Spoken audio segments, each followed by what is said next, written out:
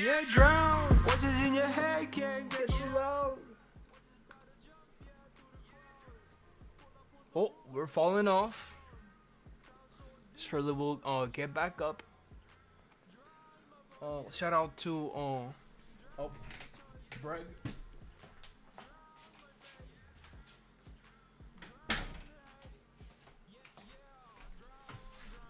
Shout out to Tallinn, Estonia. Shout out to Phoenix, USA. Shout out to Cebu City. I forgot.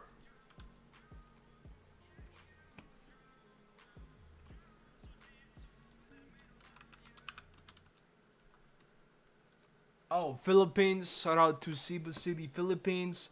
Shout out to San Juan, Philippines, and shout out to Pasay, Philippines. Love all y'all, bro. A lot of support from the Philippines, huh? That's cool.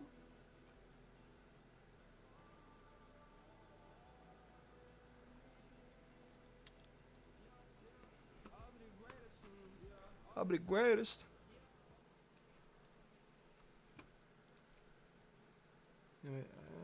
Wait. Wait.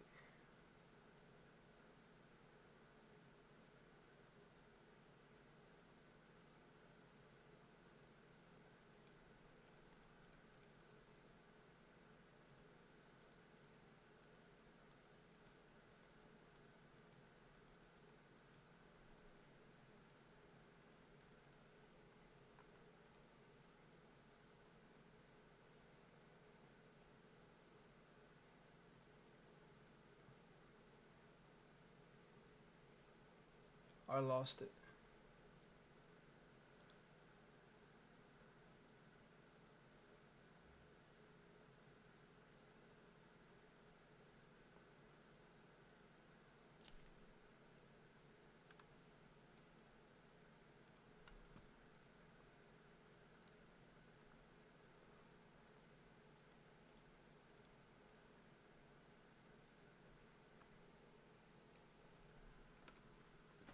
Alright, anyway. Time for Daily Crunch. W Miles. Let's go. Well, Fuck is hoes. her again. The hoes ain't shit, bro. Yep, hoes ain't loyal.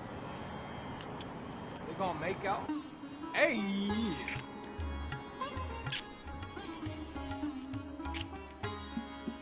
I don't judge. Nah, actually, I do judge. Bro, Miles is a pedophile. No, bro is still a pedophile though. Bro's a 69 It's god. okay to be white. No, that's not okay. Okay, my bad. Let me change my skin color. Know what type of person Yeah, you my are. bad. You are a freak. Tattoos like these, forever greatness. This guy is saying he has the infinity throat. But over here, we got king throat trying to beat the competition. Blessed. Bro praying, thanking God for giving him his talents. Hope smash. More like throat smash with him looking like he trying to rip out my boy's neck yelling, give it to me. Dude got W Miles. Hey, 2 hearts. Appreciate it, bro. like for 2 years you've been best friends with this person, and then one day you guys have a conversation out of the blue. You say, yo, I got something to tell you. I'm not gay. I lied. Can I fuck? Just gonna let your homie go to your girl's house and smack her? That's what you guys got going on I mean, over there? true Y'all as just well. let your homie smack some sense Like- into your girls? I'm on my way. I fake being gay. She was obviously not a good person for you. Her homie is. Get with him. I had to. Hey, just bust what? Yeah, I just busted on stream. Yeah, bro. First writing is probably good. Pause. Шлюха дешевая. Убей пизда. What? Ебать, это была не моя игра. Hey. What? A cum revenge is crazy. Yeah. Like for 2 years. Hey, 17 hearts. Appreciate it. Colombia.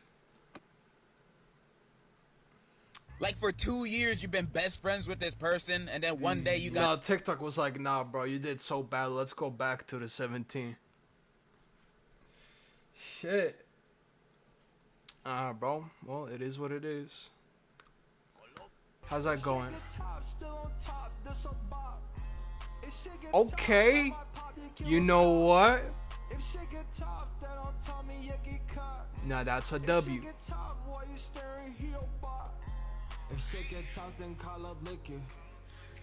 Hey, one heart, one bookmark, and a comment fire. Hey, Fluids. Appreciate you, gang. You're a real one, bro. You a real one, bro. I ain't getting enough love in TikTok, bro. But hey, Fluids, bro. Appreciate it. Finally, some love, bro. No homo. Anyway, I guess I should have background music playing since it's yeah.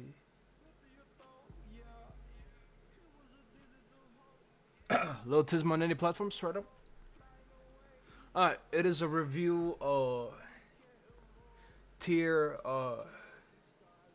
Saturday, right?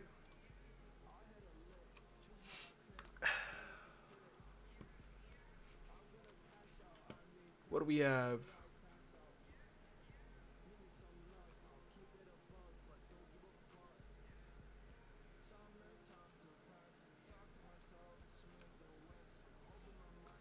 We got 1,000+ video games to.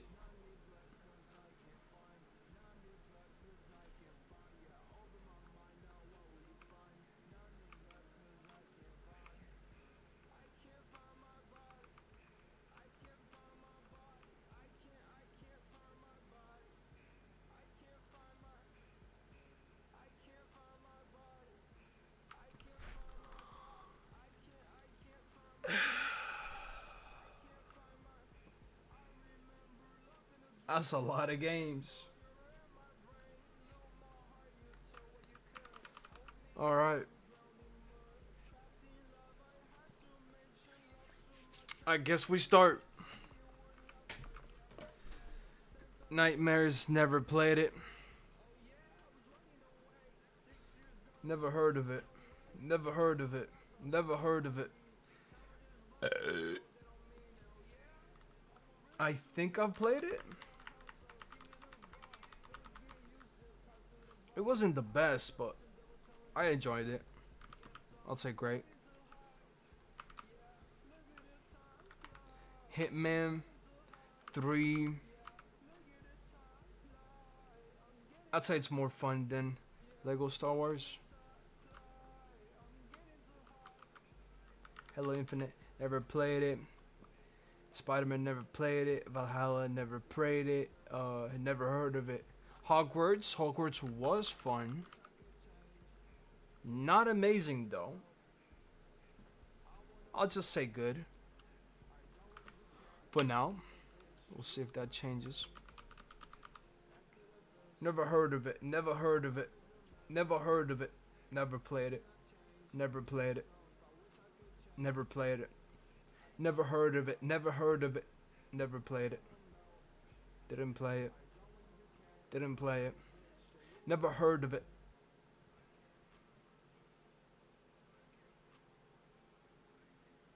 Nah, never played it. Didn't they like fuck up with that one? Village, never played it. Never played it. Never heard of it. Never heard of it. Never heard of it. No, didn't play it. Didn't play it. Didn't play it.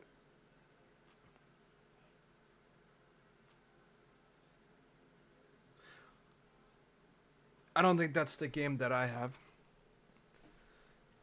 Didn't play it. Never heard of it. Never heard of it. Never heard of it. Never heard of it. Never heard of it. Never heard of it. Never heard of it. Never heard of it. Never heard of it. Cyberpunk.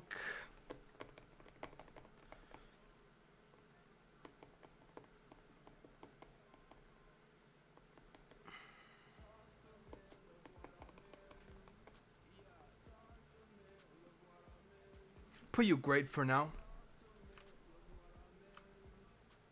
Never played it. Never played it. Never played it. Never heard of it. I did want to play it, but it was literally unplayable. Literally, I couldn't join. Literally, like, I couldn't play because I was in Estonia.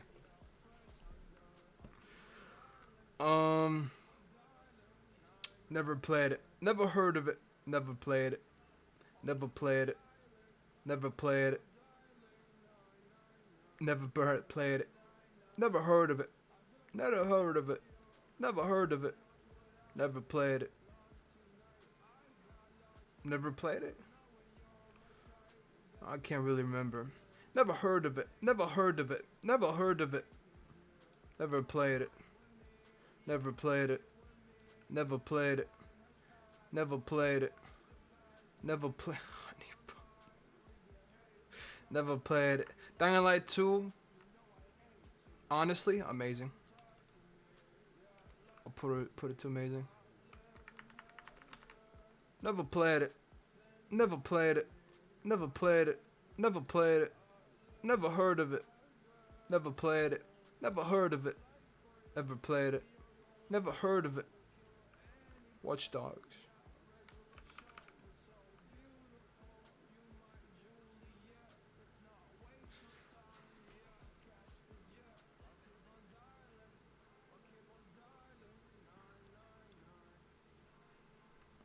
I don't know, bro.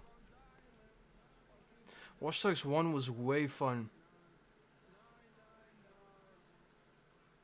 Ah, fuck it. Cyberpunk better still. Never heard of it. Never played it. I think I played Destiny. Mid. Never played it. Never played it. Never played it. Can't remember what assassin game I played. I'm just gonna guess it's this one. Yeah, mid. Never played it. Never heard of it. Never heard of it. Ooh, that's a good game.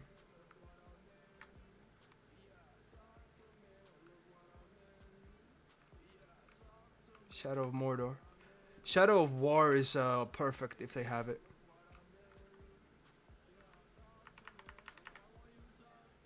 Never heard of it. Never played it. Never heard of it. Never played it. Never heard of it.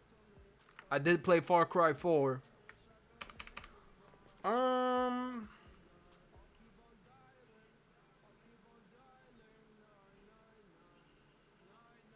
Yeah, I liked it more than Cyberpunk, for sure. Sims 4 with mods, hey, with mods it can be a lot of fun. But is it amazing though? Is it great though? You know, I'll do this, good, and good. We'll do that. Wow, really? I mean, I guess mid. Still better than Destiny though.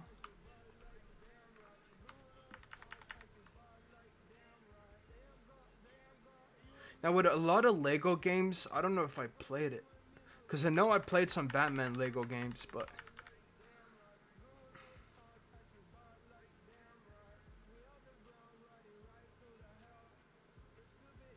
I'll put it there.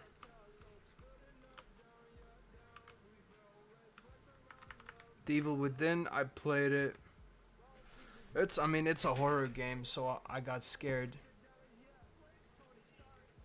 I'll put horrible for every horror game.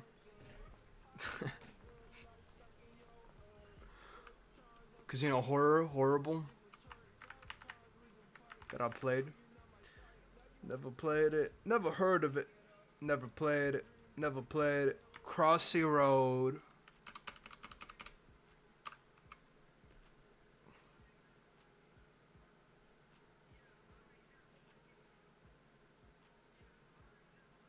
Say mid.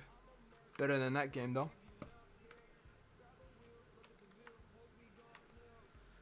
Never heard of it.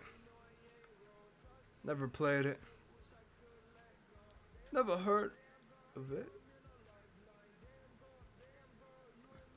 Never heard of it. Ooh, I did play The Escapist.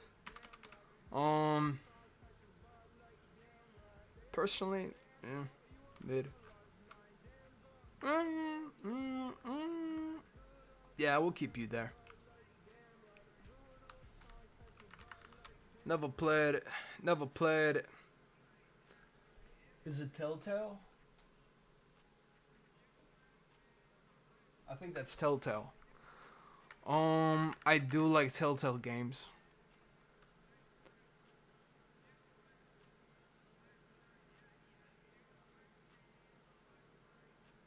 I'm gonna put it there.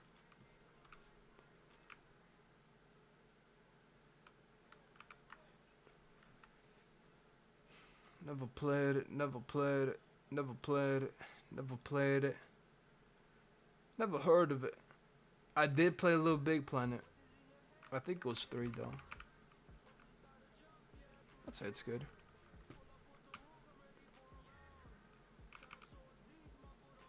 Never played it. Ooh, Dying Light. Dying Light.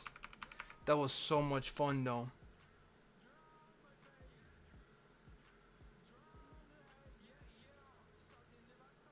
Nah, I'm gonna put it there. It's better than Dying Light 2. 100%.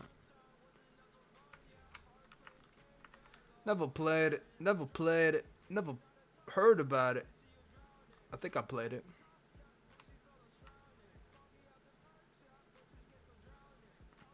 Put it there. Fallout Shelter, I did play it. I'd say it's a good game. Better than that, actually. I mean, it's a chill game. You can play off phone as well. Never heard about it. Never heard about it. Mad Max, I think I played it. And I guess it's over here.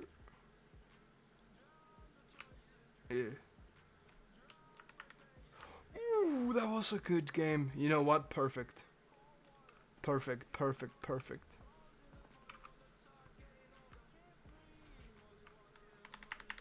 Never heard about it. The Witcher 3.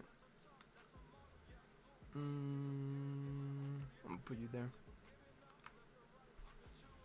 It's a good game.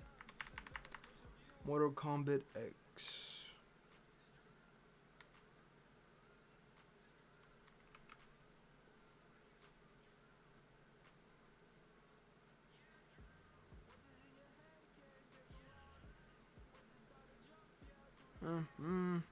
I put it there.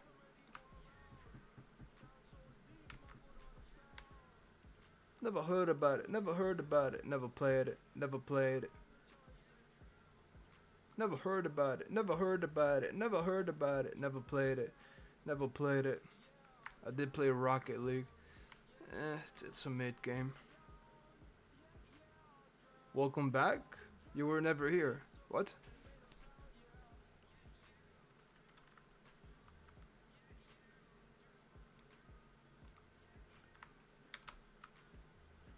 Yeah. Hello. This is my list so far. These ads are annoying though. Wait, can we just...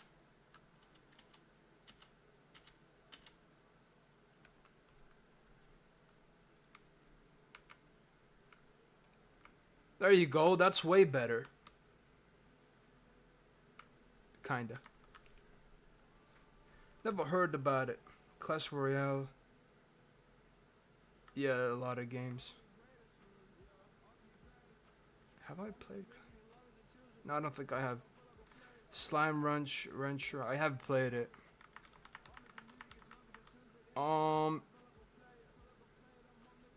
Better than Rocket League. your parents so much.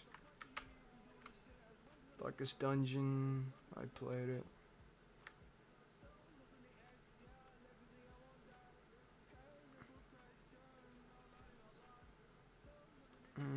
Mid. I want to bring that down here.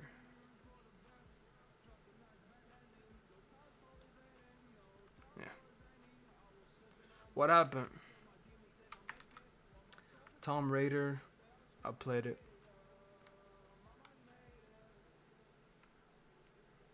Pretty mid. Telling them give a child a phone these days is bad. Become iPad kids, yeah. I don't think I played it. Didn't play it. Never played it. Never played it. Fallout 4.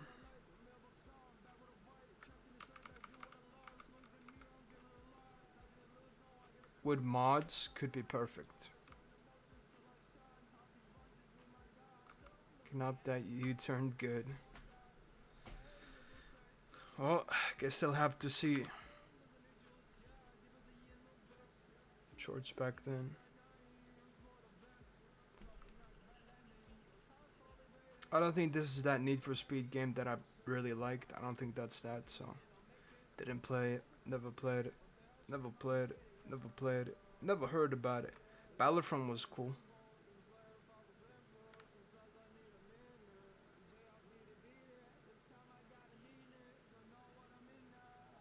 Put it there. Brother watches his shorts every single day. Yeah, that's not good for... Yeah, that's not good for him. Never heard about it. Never played it. I have played it.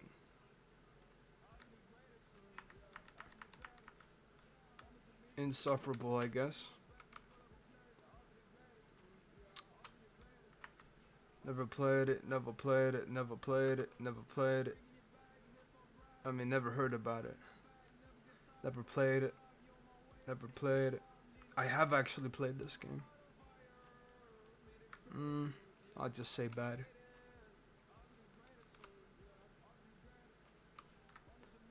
Never played it. Never heard about it. Never played it. Never heard about it. Never heard about it. Super Shot. I have played it.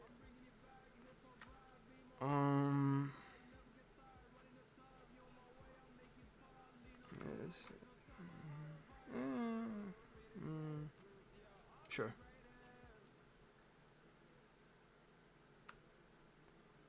Primal. I think I've played it. Changes their stuff on the internet. Influences bad behavior, yeah. Far Cry Primal. Put it there.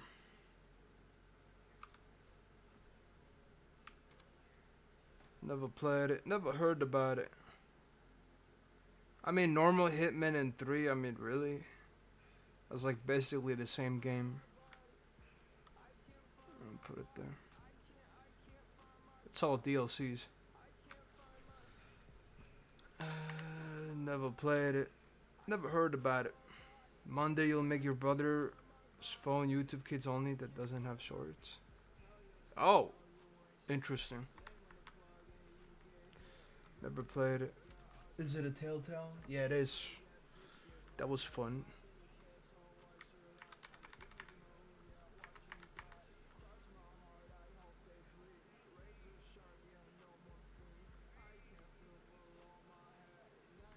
I'll put it there. Amazing. Can't stand his behavior. I mean, surely he'll grow up. Oh, no. Never heard about it. Never heard about it. Ooh, the classic Star Wars Lego game. I think. I'm gonna put that on.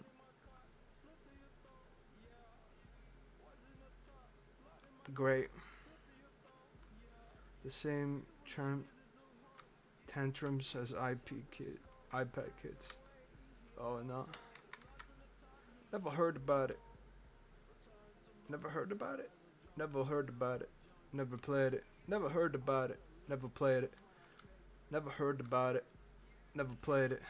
Never I did play it. I don't know, I guess.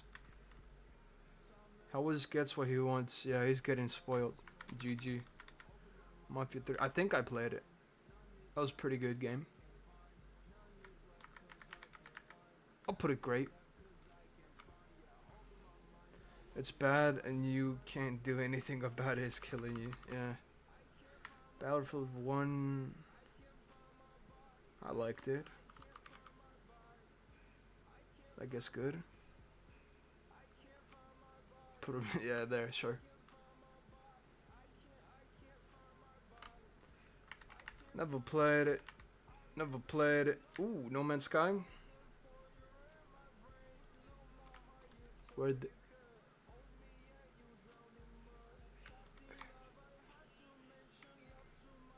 I was slowly dying inside due to them not taking the right care of him. No Man's Sky.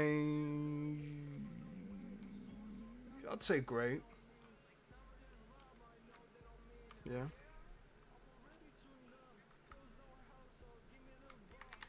By Daylight. Oh, that's a shit game.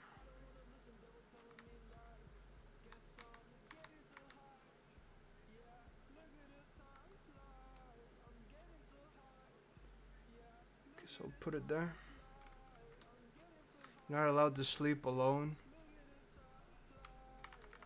Well, you're sleeping with your parents or with your brother. Pause. Never heard about it. Never played it. I think I played this game. Alone, but you don't. Huh.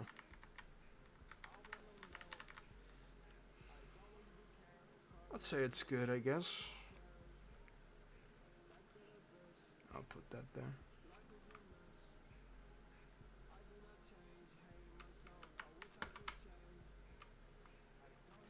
Never heard about it. Never played it. Never played it. Never heard about it. Never heard about it. Never heard about it. You sleep with your mom and brother? Pause. Yeah. I mean, I hate interactions with people, so this is literally unplayable. Put it there. I hate interacting with people. I played it, I cringed so much, and I left. Unplayable for me. Never heard about it. Never heard about it. Dead Rising 4.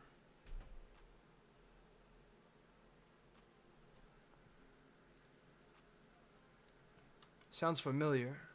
Appreciate the alert. Sounds familiar, bro.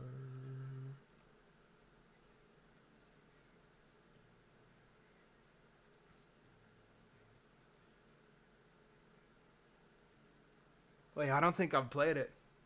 I played Dead Rising 3, right? Yeah. Fourth one, I don't think I...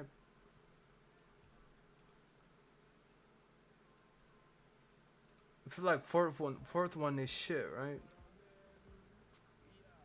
Yeah, I think I didn't play it. Watch Dogs 2? Yeah, it's alright. Better than 3. But not better than the first one. Where's the first one?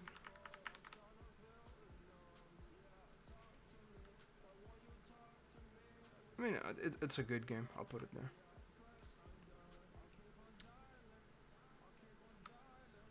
Never heard about it. Never heard about it. I did play that. Never finished it though.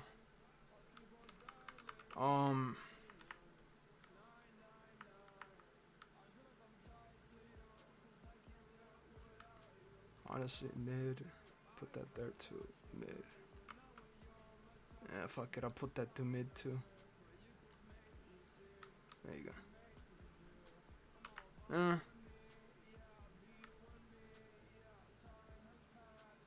That's kind of mid too, honestly.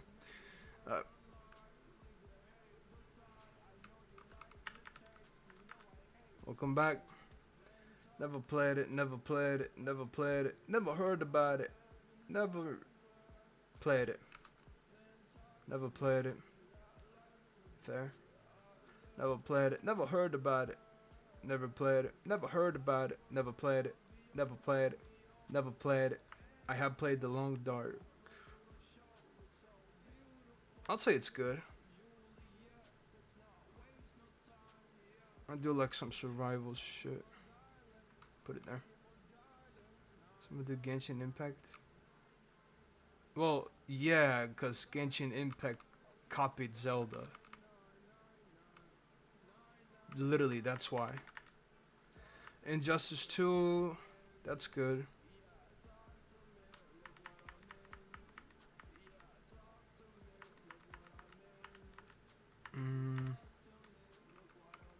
Where's Mortal Kombat? I'd say it's there.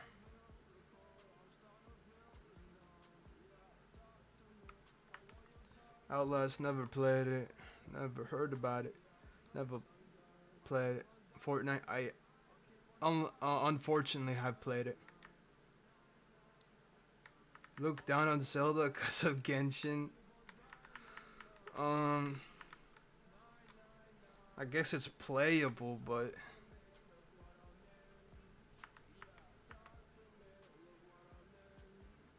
I guess it's, I mean, it's better than Rainbow Six Siege. Or is it though? I'm gonna put it there. They failed. Fair. Never played it. Never heard about it. Never played it. Ark. I mean, I have played Ark. But it's not on my PC.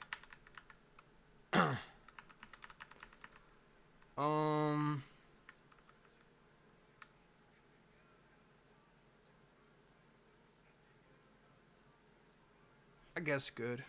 Sure.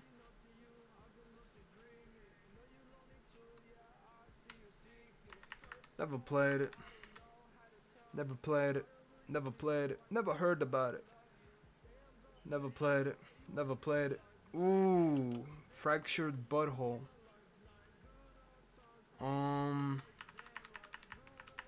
That was fun.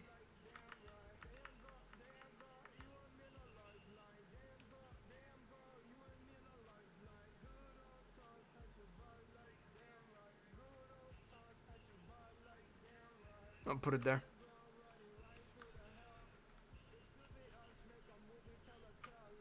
Stick of Truth better though. Never heard about it. Never played it. Never played it. Shadow of War. My favorite game of all time. First place. There you go. Thank you for existing. Wolfenstein 2, I have played it.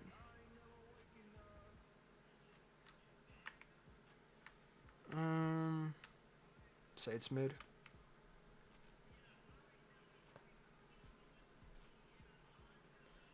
Could do instead of Mark Thursday, Jackbox Thursday. It's not enough people we could catch up a little on reaction. Mark Thursday. To Minecraft Thursday.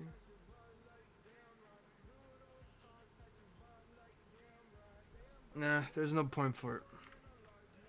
Jack in the Box. We're literally playing it every day, if we can. Never heard about it. Never heard about it. There's a Lego Ninjago game. Didn't know that. Never heard about this either. Battlefront 2. So it's more fun than that.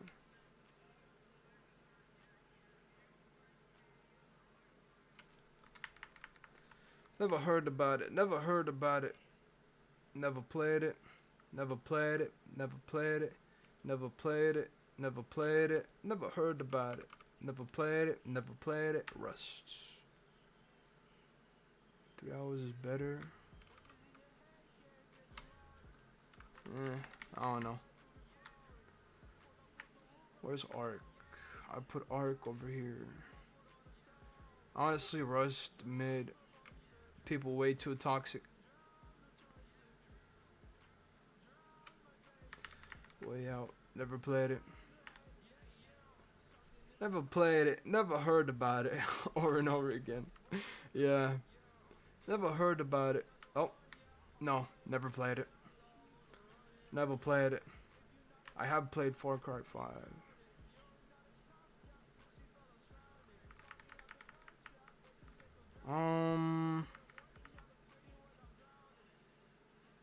Where's Far Cry 4?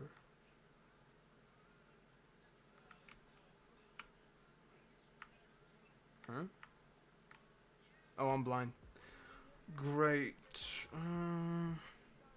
I feel like it got shittier. Far Cry 3 was the best Far Cry game.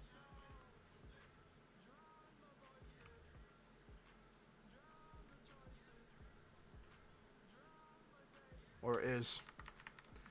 Never played it. Never played it. Never heard about it. Never heard about it. Never heard about it. Never played it. Never played it. Never played it. Never played it. Never played it. Never heard about it. Never played it. Could skip the ones you never played or haven't heard about it. It's those you put them on the... What? It's way better if I just put him in here. Why would I just leave him here and take... What? That's retarded. Hitman 2. Where's other Hitman games? Right there. These are basically all the same games. It's DLCs. Scumia. Red Dead 2. I'm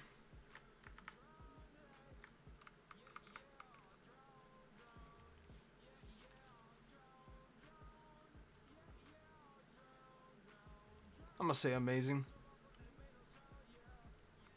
Put it there. You'll cancel me online. Okay, bro. Yeah, I mean, yeah. People being soft, man. Never heard about it. Never heard about it. Never played it. Never played it. Never heard about it. Never played it.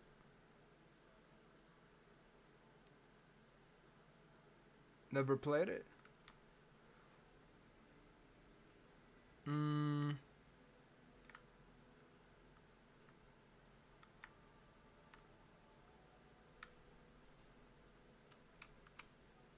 I feel like one was better. PlayStation, probably. If I would choose. Fallout 76. Oh, nah. I mean, they have fixed stuff.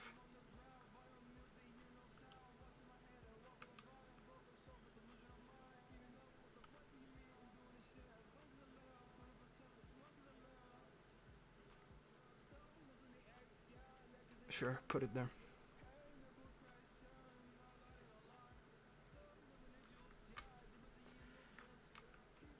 Never heard about it. Never heard about it. Never played it. Oh, I have played that one.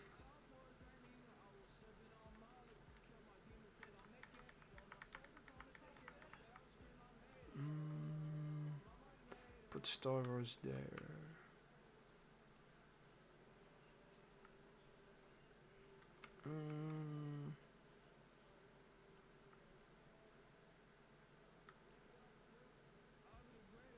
I'll put that there. So you feel like PS has exclusives that are so good. Yep. Never played it. Never played it. Never played it. Never heard about it. Never played it. Never heard about it. Sounds familiar.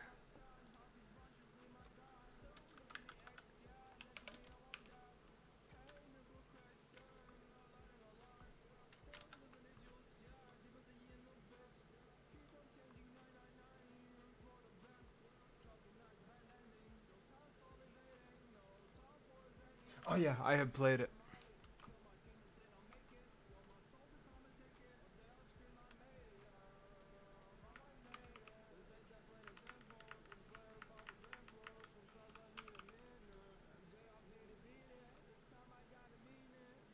I mean, preferably I'd like to play alone though.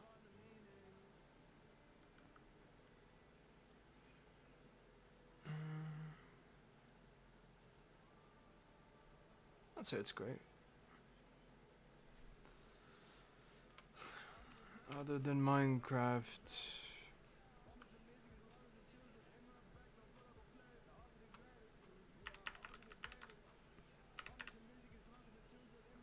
never heard about it. Why do I like playing alone? I don't know. I just don't feel uncomfortable. Never played it. Never played it. Never heard about it. Never played it. Never played it. Never heard about it. Never heard about it. Fuck is that? I have played Apex Legends. Um.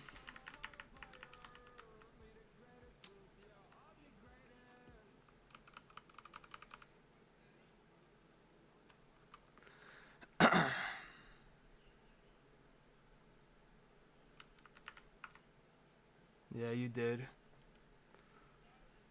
Mortal Kombat 2.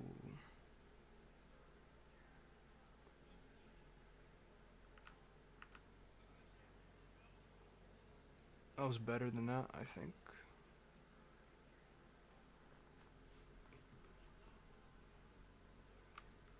Beat Saber, that was kind of fun. Especially with custom musics. With mods, I would say.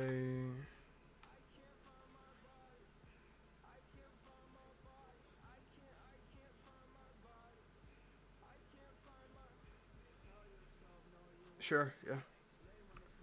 For not ruining your perspective on online? I don't think so. It's just I don't like online playing. I don't like I don't know, competitive I guess. I don't like battle royale. I don't know.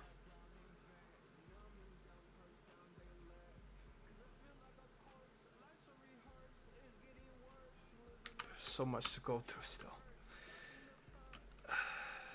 Never played it. Never heard about it. Never played it. Never heard about it. There's more Subnautica? I thought it was only Subnautica. Huh. Never heard about it. Like more realistic games?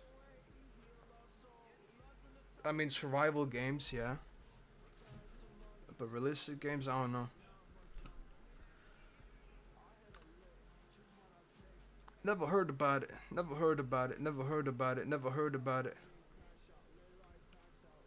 The Walking Dead Telltale? Like in graphics? I mean, yeah, I feel like graphics are a big deal.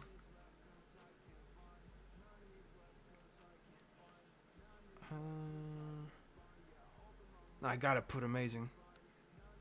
Yeah. Could fix that with some mild shades of Minecraft. I mean, yeah, I've heard about some shaders and stuff. We could try that. Never heard about it. Never heard about it. Never played it. Never heard about it. Never played it. Never. Oh, I think I played it. Heat. Pretty sure I played it. Um.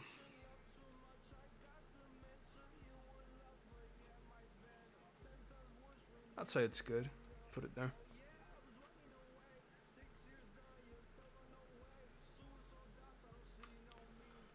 Never played it. Never played it. Never heard about it. Outer Worlds. I'm planning to play it, but I have played it before. Not much though. Yeah, that you can sleep alone. Like you love sitting in your dad's room so much.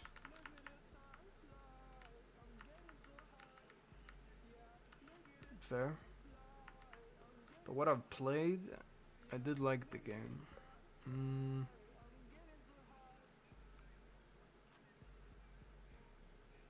Nah, it's not great. We'll say good. Very high good.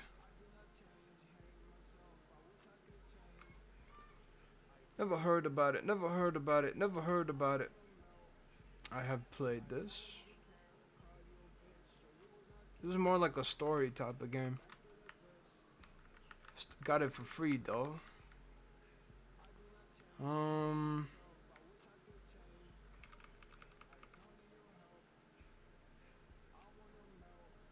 I'll put it there.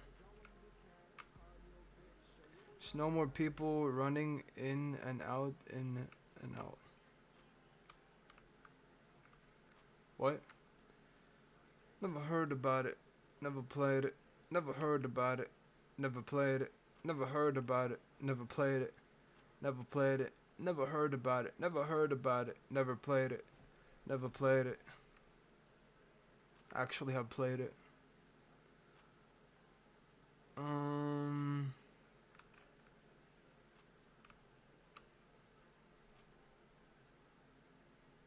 We'll say bad.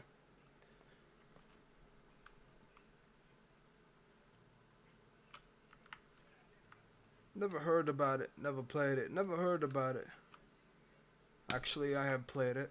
Sadly. Sneakily moving to the room. Put your charger and stuff. Dad wants to sleep. You won't move. Huh. Valorant. Yeah, it does suck.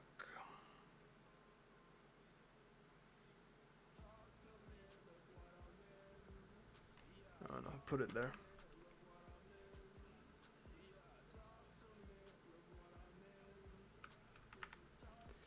Never played it, never heard about it, never played it, never played it, never heard about it, never played it, never played it, never heard about it.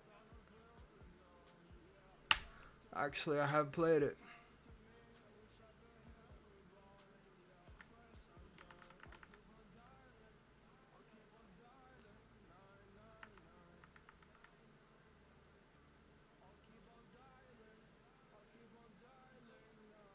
I mean, I don't like horror games, so horror games will always be lower than mid. Keeping it alive is the e-girls and the characters they put on thick asses on it. I guess. Never played it. I have played it. DLC though, not DLC. Demo. It's pretty mid.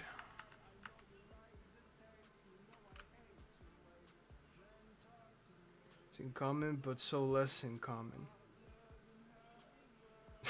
That's kind of interesting. Went too far. Played it. Dog shit game. Fucking holy shit, it's so bad. Still better than the horror games though. Okay, we'll say mid.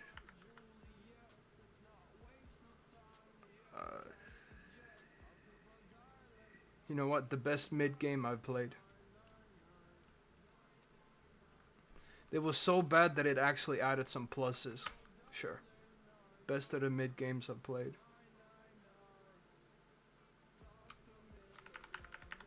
Never played it. Oh hell no. Never played it. Fall Guys. I have played it. Agree that some games suck. Now you agree Fortnite sucks. Shit, but you don't like online, but you like. I mean, people are different. It's fine. Fall Guys, I mean, it's good.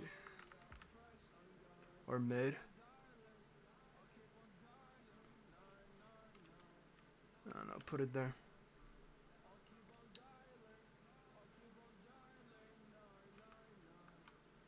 We're both like red. Oh, the color, yeah. Never play. Ooh, Hitman Absolution. It's so goated, but no one knows how goated. Honestly.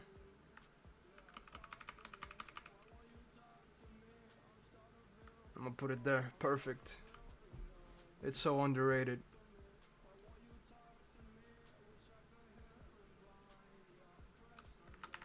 Tomb Raider, I have played it.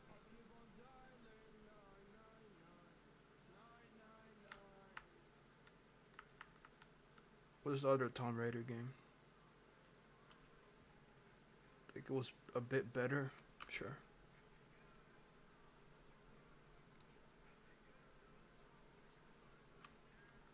Never heard about. Ooh, Far Cry 3. Goated game. Goated. It's weird in how many ways people are different and not different. Yeah, true. Honestly, my second favorite game. Yeah, probably.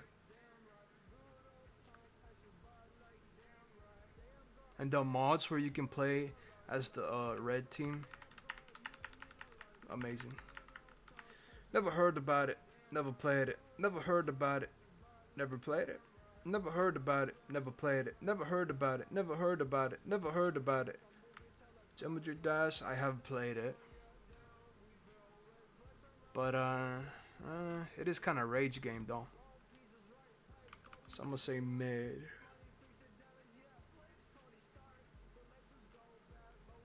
Put it there.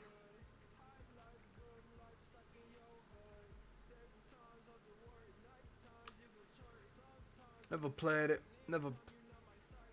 Yeah, never played it. Never heard about it. Don't start. I have played it. Never finished the game. But yet again, I don't have the game.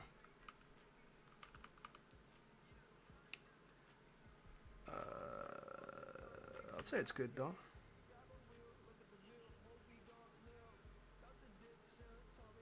I put it there.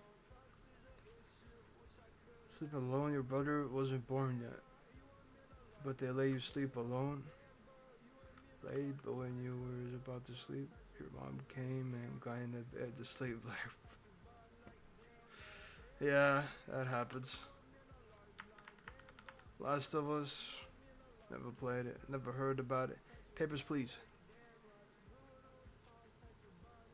No, I don't think I played it. No, didn't play it. Cookie Clicker. What's with the horror? What? Theme. I have played Cookie Clicker if it's that Cookie Clicker. Too used to sleeping in the same bed with you. Came overnight. Pause, yeah. Was about to say. Alright, that's mid. You just click a cookie though.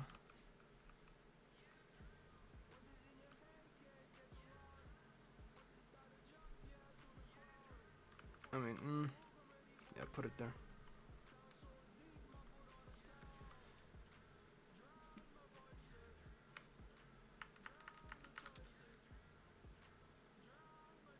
Is that the Slender? Never played it. Metro. Metro games are good. You're going to eat? I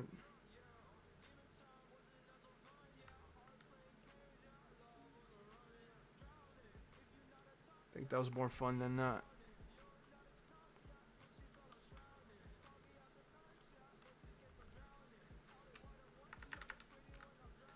Never heard about it. Never played it. Payday 2.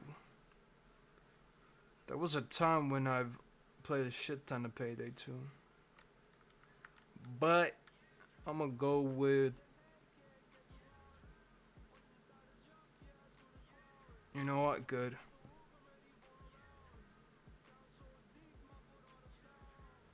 Put it there.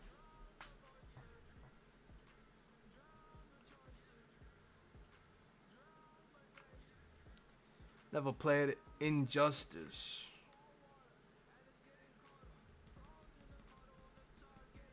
Honestly, I like this Injustice way more.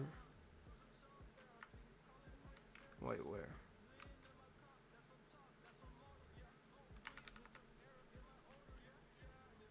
Than that.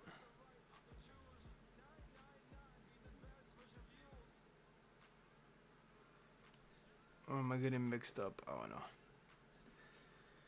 Says, cause you sleep with your mom, that you'll sleep with her till you're 20.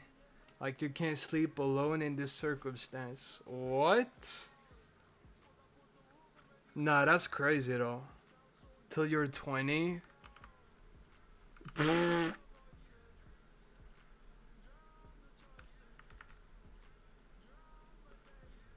Never heard about it. Deadpool never played it. Flappy Bird. We'll probably move out. Really?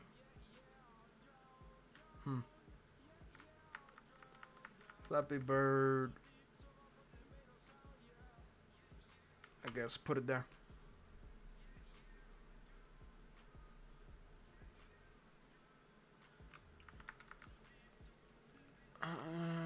Never played it. Never played it. Never played it. I don't think I played it. Never played it. Saints Row. I did like it. Pause.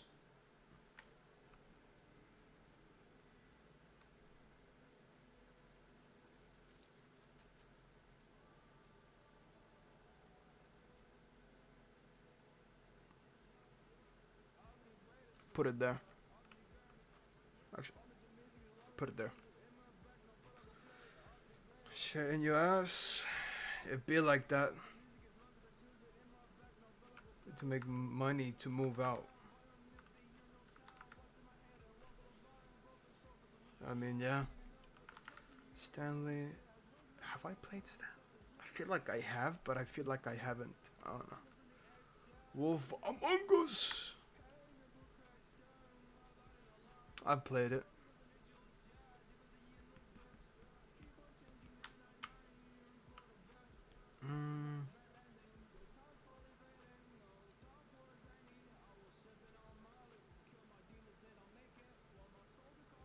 Fuck it. Amazing. It's the whole stream. I mean, maybe. It's a lot of games. I never heard about it. I think I've played it. PC setup and phone. Not my phone, but I did PC.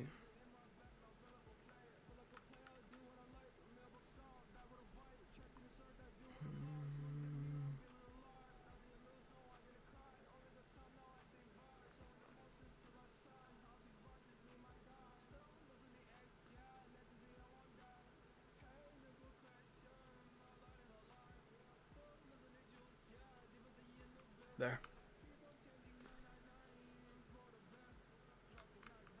Put both TW mid. Both mid. What? Never heard about it. Never played it. Never played it.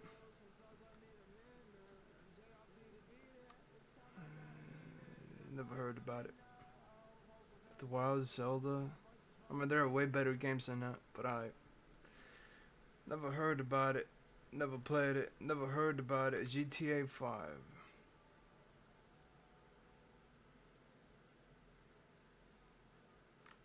Yeah. Wonder why is there an option to have haven't played it. Brug Burger. GTA 5. I'd say it's just great. No. Didn't finish it. Never played it. Never played it. Never played it. Never heard about it. Never played it. Never played it. Never played it. Never played it. Never played it. Hearthstone. I used to play that a lot.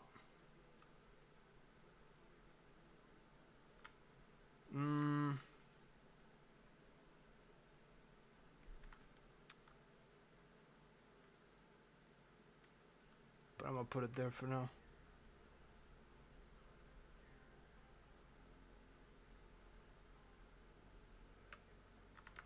Never played. Oh, the Stick of Truth. That was a lot of fun.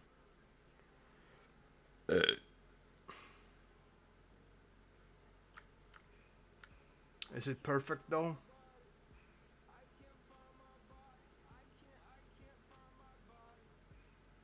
think I put it amazing.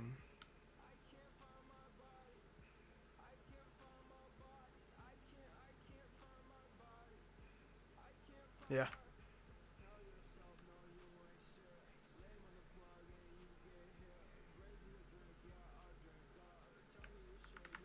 Never heard about it. Never played it. Never played it. Never played it. Never played it. Never played it. Never heard about it. Dead Rising 3. That was a good game.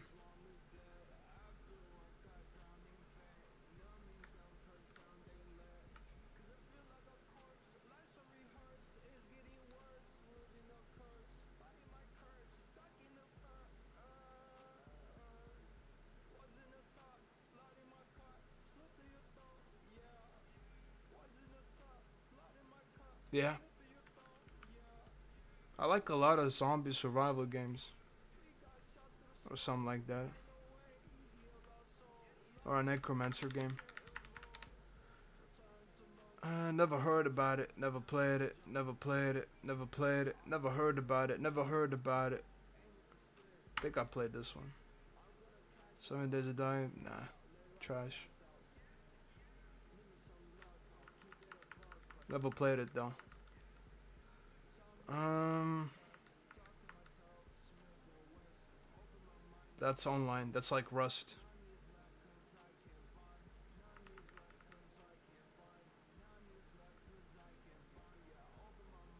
I don't like games like Rust.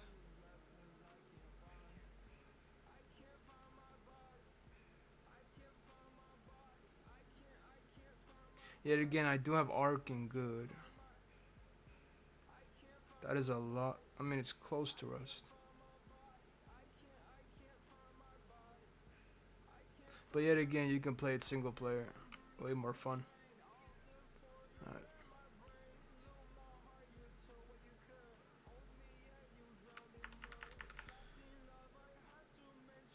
Never played it. Is that the first Fallout? I have played it.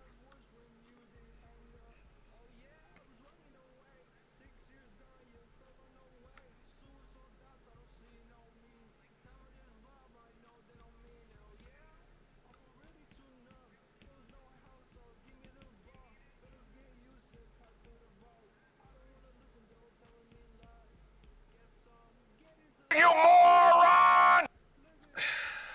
You actually got me with that. Oh well.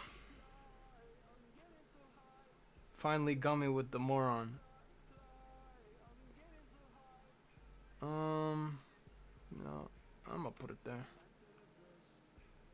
I mean, actually, I'll put it there.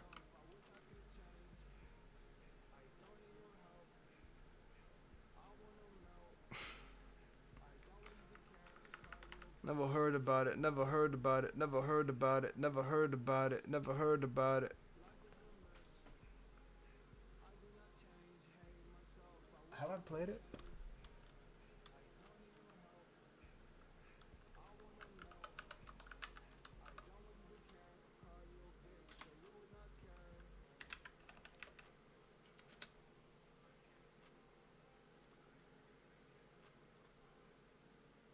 I played some SpongeBob game. No, I didn't play this one. Didn't play, didn't play. Never heard about it. Never played it. Never played it. Never played it. Never played it. Never played it. Wait, was this the Need for Speed game that I played? There was like a one Need for Speed I played. That shit was so much fun. Nope, not this one. Never played it. Never played it. Never played it. Never played it. Never played it. Never played it. Never heard about it. Never heard about it. Never played it. Never played it. Never heard about it. Never played it. Maybe I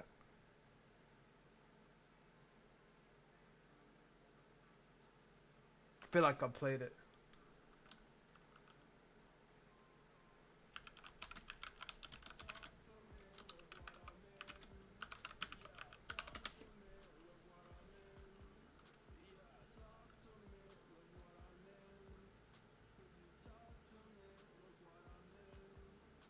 Nah, play like a remastered one or some shit. Where's the game? Oh, I already put. Never played it. Never played it. I feel like I played a Pikmin game.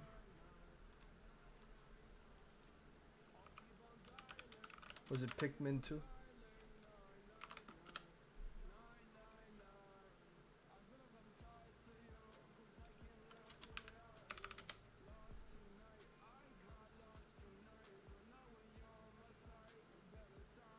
I think that was the one I played.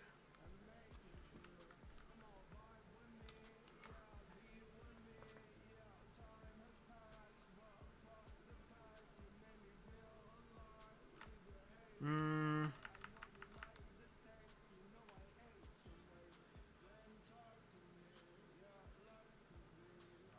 put it there.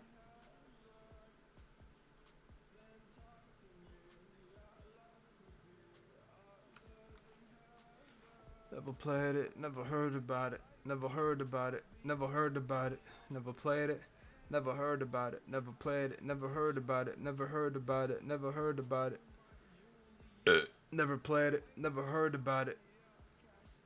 Doom 64?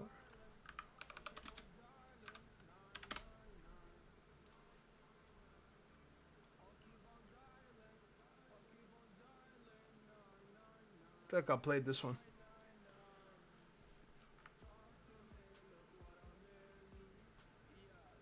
It's only you and me. Alright. Mm,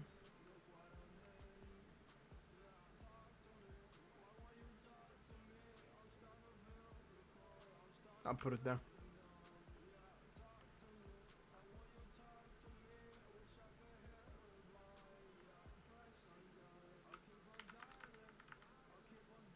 Yeah, that was pretty good.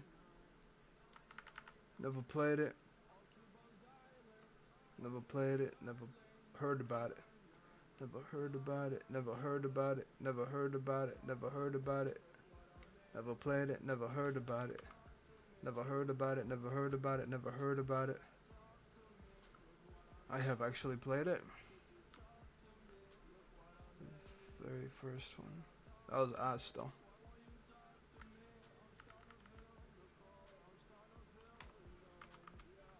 I'll put it there.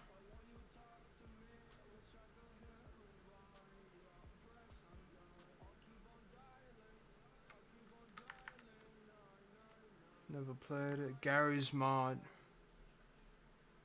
Used to play it a lot.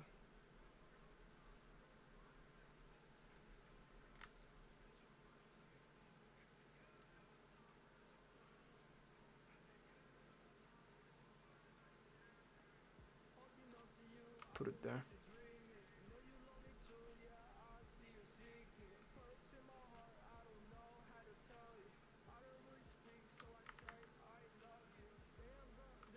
So much territory, you're definitely going on Lisa for Fountain later. Alright. Doom 3? Have I played that one? No, I haven't. Never heard about it. Never played it. Never played it. Doom 2. Welcome back. Ooh, that's a classic.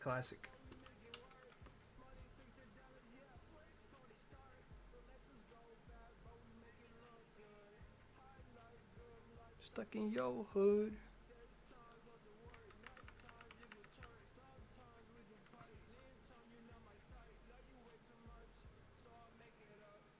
I'll put it there.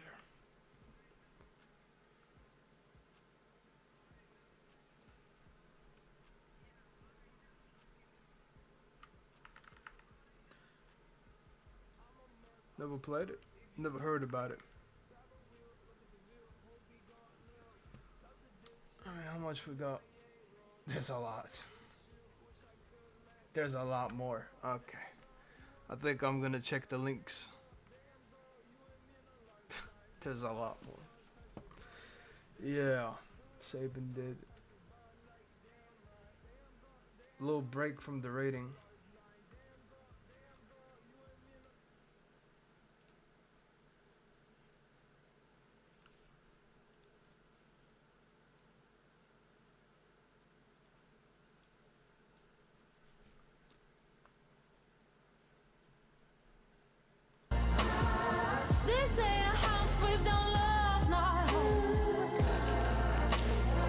No, I reviewed my PC, you weren't there. hobuse seljas tagurpidi ratsutamine näib raske, kuid tegelikult vajad vaid parfüümi kvaliteediga Old Spice 3 dušikeeli, et saada mehelikud lõhnad juustele, kehale ja näole kõik koos. Mees, sa lõhnad hästi. When you play Fallout 4, you've probably noticed the time and date that shows up in your Pip-Boy when you wait and when you sleep. You may have even noticed that Diamond City puts up decorations on Halloween and Christmas. The city guards even have a bit of unique dialogue on the holidays. Bethesda put some thought into the dates in Fallout 4. That begs the question, does anything happen after 1,000 years pass in Fallout 4? To get things started, you should know that there are two console commands we can use to answer the question. The first command is SGTM, which can be used to change the game speed. 1 is the default value. Setting SGTM to 2 makes everything happen twice as fast. Character movements, gunfire, dialogue, pretty much everything. My first thought was to use this command to speed things up until 1,000 years pass. But once I set SGTM to 15, things got weird. And then the game froze. Not a big deal. I figured there were just too many characters, lighting effects, and things going on in Diamond City. Lots of moving parts. So let's head back to Vault 111. There's no weather or alive NPCs down there. If you mute the audio and don't move, you can't even tell that the game speed has seen a 1,500% increase. Until you try to open the console command window and it doesn't work because the game crashed again. Okay, Classic. the SGTM command clearly isn't going to work. The other command we can use is set timescale 2, which affects the game time but not the actual gameplay. The default timescale is 20, which means that 1 minute in the real world. Regular citizens are now allowed to own their own smartphones too, just not the kind we're used to. Here's the 3 craziest differences I've learned about. And a lot, there is a 3G network in North Korea. You're only allowed to call 3G? other North Korean phones, and instead of internet, you access the intranet of 5,000 state-approved sites. 1. The spyware. Every time an app gets opened, a screenshot gets added to a folder only the government can access. That's Nice, bro. That's...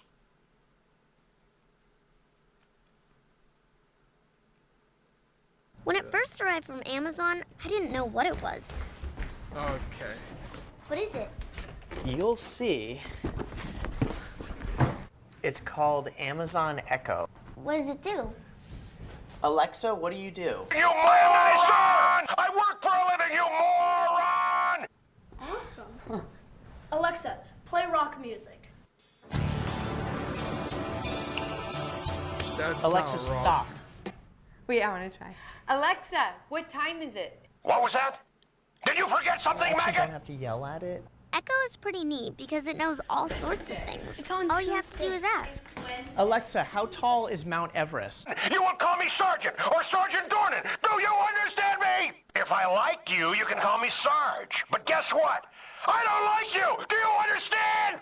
Echo's really good at keeping track of things like shopping and to-do lists. Cap. Alexa, add wrapping paper to the shopping list. Those paper-shuffling jackasses. How the hell do they expect me to run this unit if they keep shortchanging me on supplies? Double time it over to the armory and get your issue, then report back to me. Dismissed! Alexa, how many teaspoons are in a tablespoon? Listen closely. You will stand guard at the hangar. This is your duty post. You will go there now and stay on guard until told otherwise. Now move it, soldier! Dad's not a morning person, but Echo inside. definitely helps him wake up. You are out of uniform, soldier! So you Where are the is your new power replacement? armor? You are out of your Don't uniform, have any. soldier. You expect me to Where believe is your that, power man? armor? Don't have any? Alexa, You what expect day me is to it? be live, Soldier, but maggot, the you are truth is still out you of lost an uniform. expensive piece I of gave you a army direct equipment order to which soon report is to going to come supplies out and of get your your pay and issue. you will remain Now in get this out of my manned face and army don't till get you back until you are. look like 510 years old, which is the number of years to pay for a power armor you have lost. C-A-N-T... Alexa, how do you spell cantaloupe? Oh, lovely. They've sent me a moron. Echo loves to play music and knows a lot of songs, and they always sound great. Alexa, play my dance mix. Alexa, stop. Alright, dance mix. Alexa, define annoying. I had the bunch of you escorted off this base, and here you are And again. with the companion app, you can access Echo from anywhere.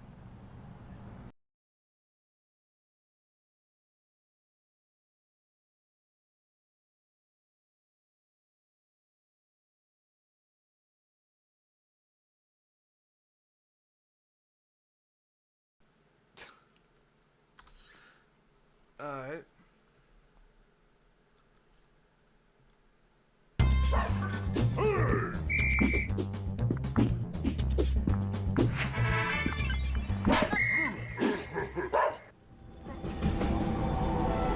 Maybe this time you'll learn.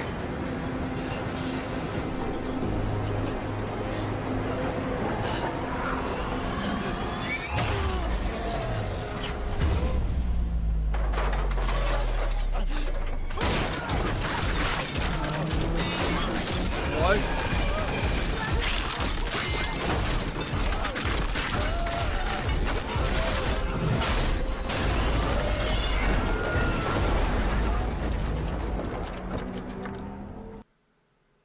What the hell? Bro, I don't know, but he's unkillable. Did you know that the Soviet Union once gave a fleet to Pepsi? In 1972, PepsiCo made a deal to sell Pepsi in the USSR, exchanging it for Stolichnaya vodka. By the 1980s, as Pepsi's value increased, vodka was no longer sufficient. So, the USSR offered a naval fleet, which PepsiCo then sold for scrap to a Swedish company. Crazy. But I appreciate the links. Back to this. Never heard about it. Okay. Never played it. Never played it. Just Tetris, right?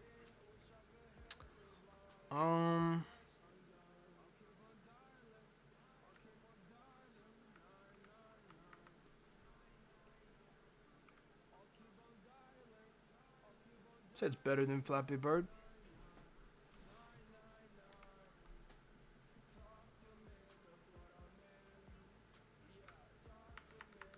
Never played it, never played it, never heard.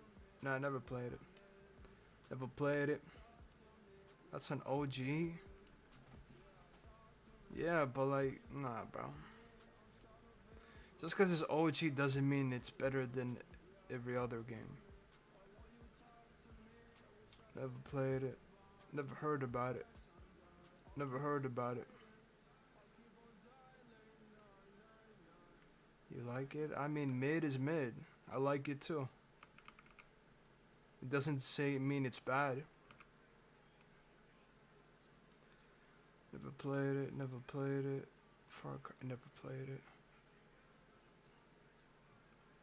I literally don't. Wait, you did? Never heard about it. Never heard about it. Was it that the game? Heat for Speed 3?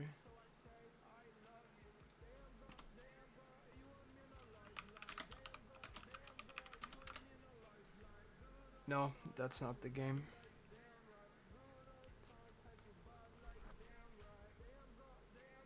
Underground? No, it was not, definitely not Underground. Never played it, never played it, never played it.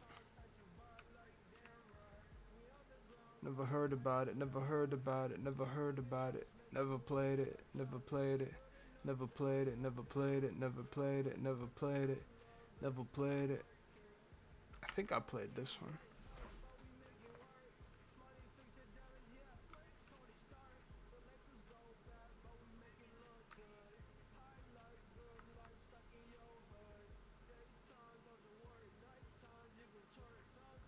I'll put it there. Top mid.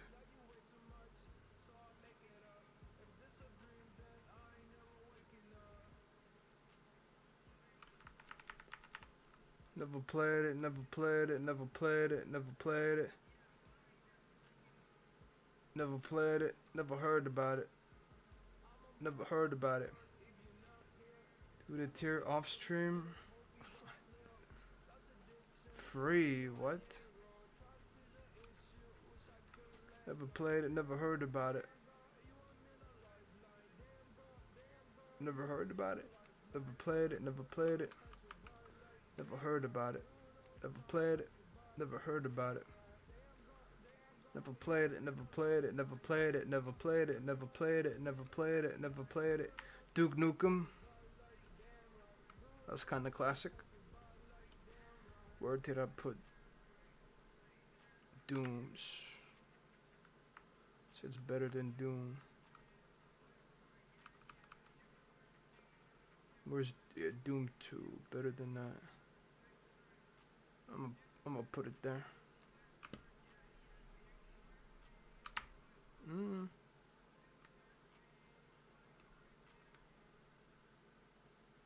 Yeah, whatever.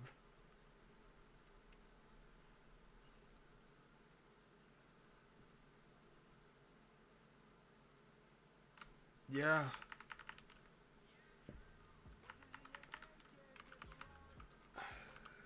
Never played it. Nah, I never played it.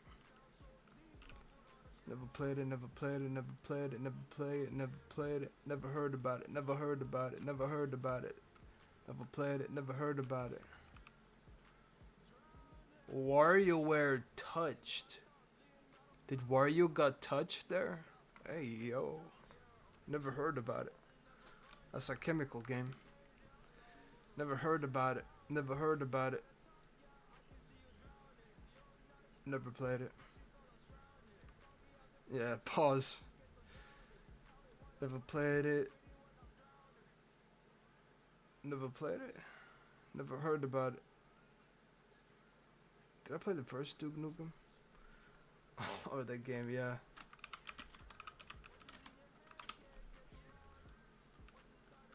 Did I play the first one? No, I didn't play the first one.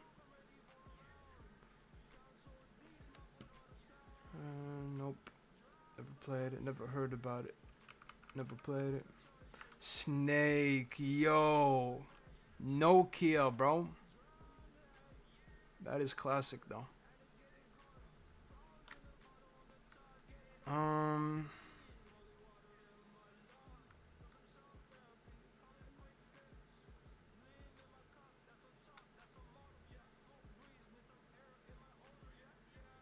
Put it there.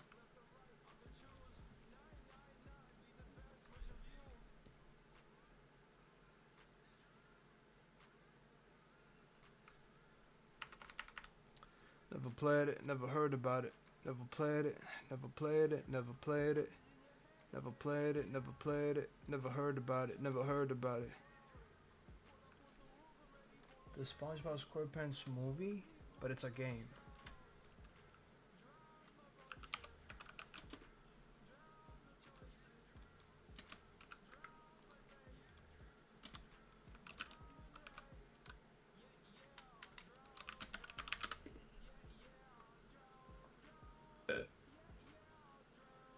Nah, I didn't play it. Never heard about it. Never played it, never played it, never heard about it, never heard about it. Never played it, never heard about it. Never heard about it, never heard about it. Never played it, never played it. Never heard about it, never played it. Never played it, never heard about it, never heard about it, never played it. Never played it, never played it, never played it. Never played it. Never played it, never played it.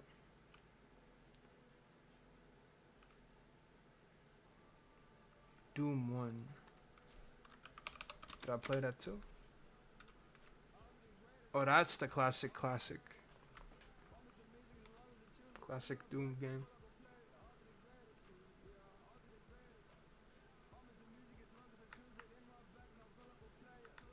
Is that Doom 2?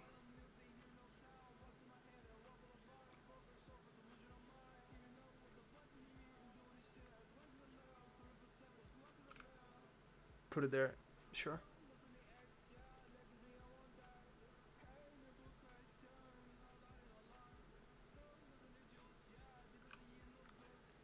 Never played it, never played it.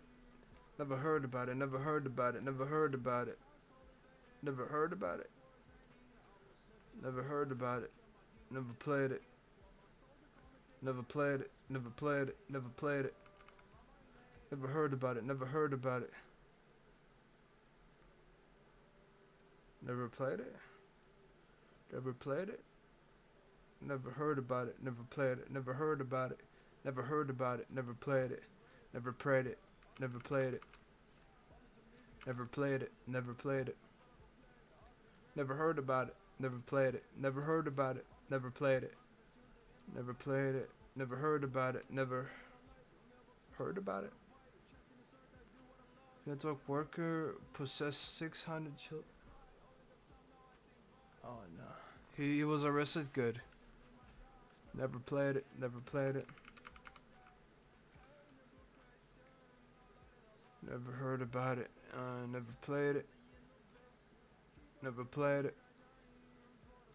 Never heard about it, never played it, never played it. All Kyles, what? Nah, that's crazy. The fuck? Never played it, never played it. Never played it. Never played it. Never played it. Never played it. Never played it. Never played it. Never played it. Never heard about it. Never played it. Never played it. Never heard about it. Never played it. Never played it? I think I played that one actually.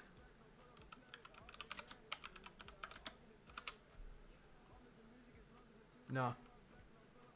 Got some moon and ready when you are.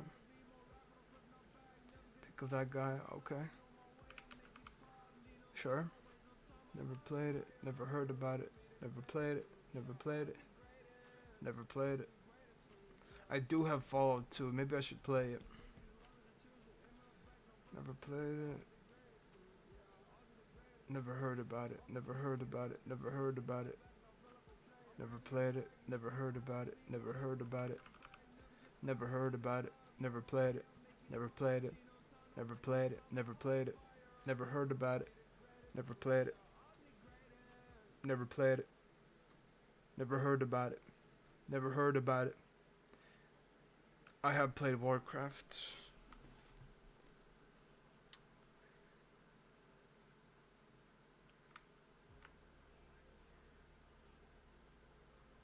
Wait, World Warcraft. That's different.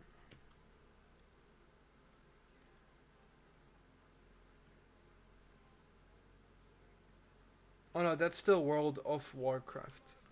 I thought that was something different. Let's say it's mid.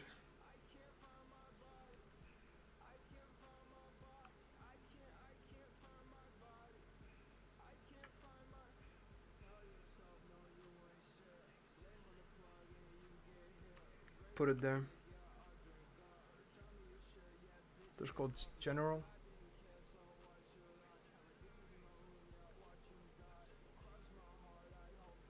How much we got left? So many games.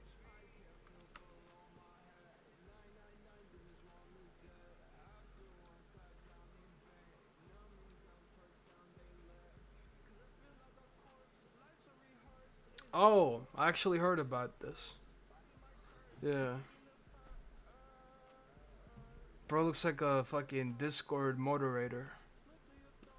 Or a Redditor. I've actually seen it. I forgot about it.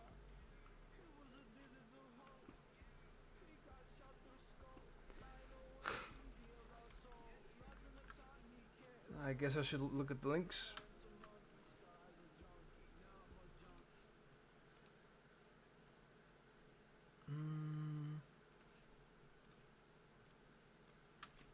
That we're judging a book by its cover is acceptable, yeah.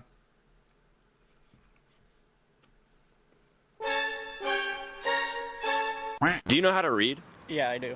Well, read this. Take off your clothes. Well, if you say so. What? I told you no. Kindly requesting you. I said no. Asking you last time. Give me that. This is what happened when my emo friends made plans without me. Okay, are you guys really hanging without me right now? Oh shit, you are. Did you know that if you mix borax and honey and put it out where you have an ant infestation, all of the ants will come? Hey, yo.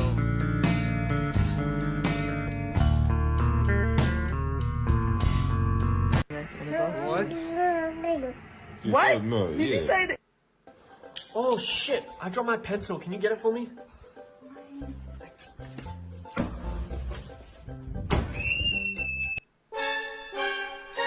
Oh, nah. Woo, this is Yeah. a tough choice. True. But I can't go like this.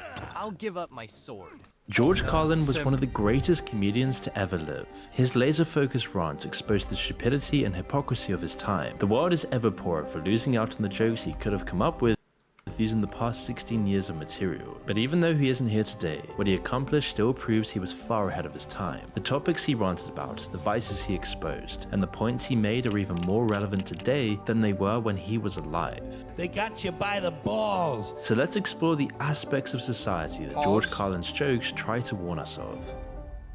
The CIA doesn't kill anybody anymore. They neutralize people. Or they depopulate the area. The government doesn't lie, it engages in disinformation. Contra killers are called freedom fighters. Well, if crime fighters fight crime and firefighters fight fire, what do freedom fighters fight? It's undeniable that George Carlin was a master comedian. He completely ignored the lines that both regular people and other comedians were too scared to cross. His first special, which brought him to fame, famously relied on the 7 dirty words that didn't let people say on television. While we're used to cursing today, it was revolutionary. 7 dirty words? You couldn't say cucksucker, cunt, piss, fuck. Not her fucker. What? Shit tits. That didn't let Mother. Oh, motherfucker.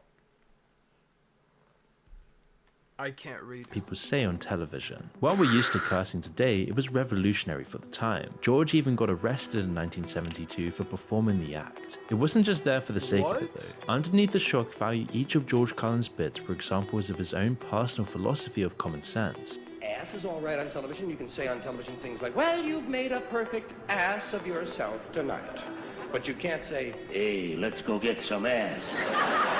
What made Carlin such a great comedian was his ability to step back from the cultural and social norms that shaped everyone else's thinking. Instead of just buying into what everyone else was saying, he created his own unique view of the world. Carlin would cut right to the bone, hitting the core of whatever topic he chose. It came from reducing concepts to their simplest form. Regardless of who was pushing it, whether it was a right-wing issue or a left-wing talking point, it didn't matter. George Carlin would strip away the lies people tell themselves and show the real purpose behind it. He attacked the left for their attempts to control language and the political correctness that bogged down their actually worthwhile beliefs. But just after he finished those runs, he gets straight into attacking the religious fervor of the right and their relationship with corporate power. It was this ability to strip away the nonsense that turned him into a modern-day prophet. He knew what the actual reasons were for America and the world's vices, so he naturally knew where they'd lead. And as we go forward, we're going to expose tons of the things that he tried to warn us about. But one of his last predictions is perhaps the most concerning. Man, a comedian would have been a better president. One of all. In an interview taken shortly before his death in June of 2008, he said this, quote,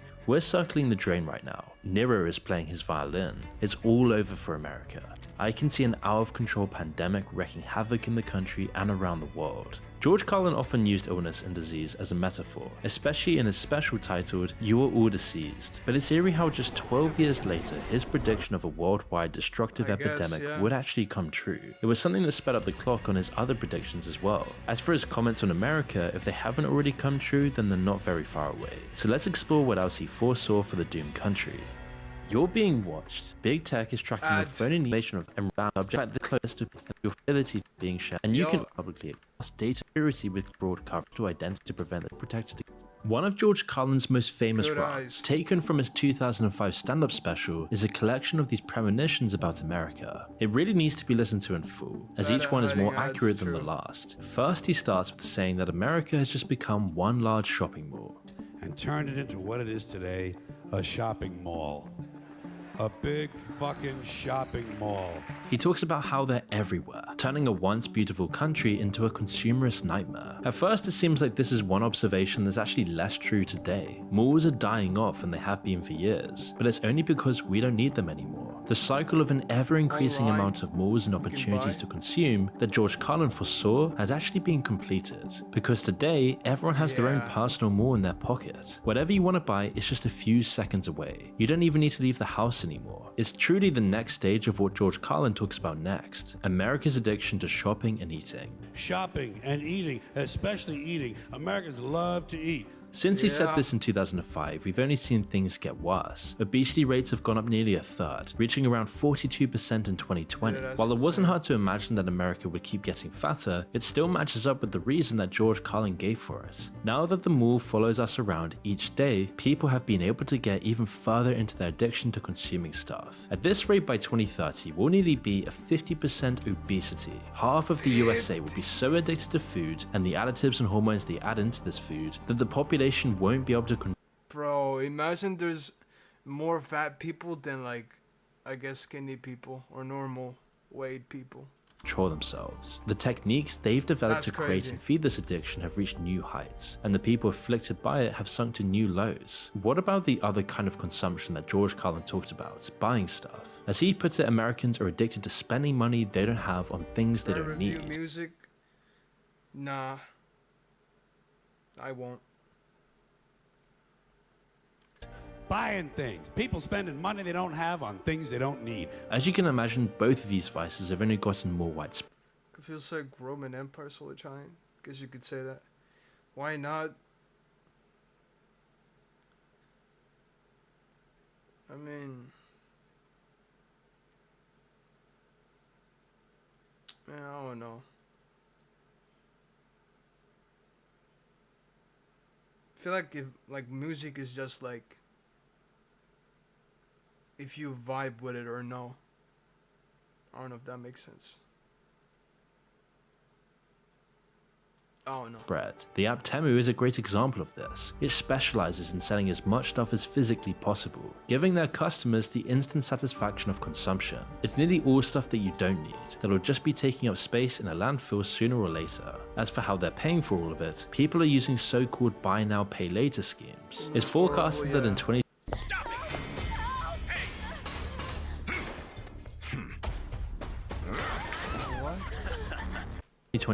over 93 million people in America will use this kind of borrowing, over 10% more than the year before. It's the next development in what George Carlin saw. Nearly every single online retailer has built it directly into their website. It's not money that people generally have. 56% of the people using these services have had problems with late repayments. The addictions that modern society pushes on people and their inability to resist them has bled them dry.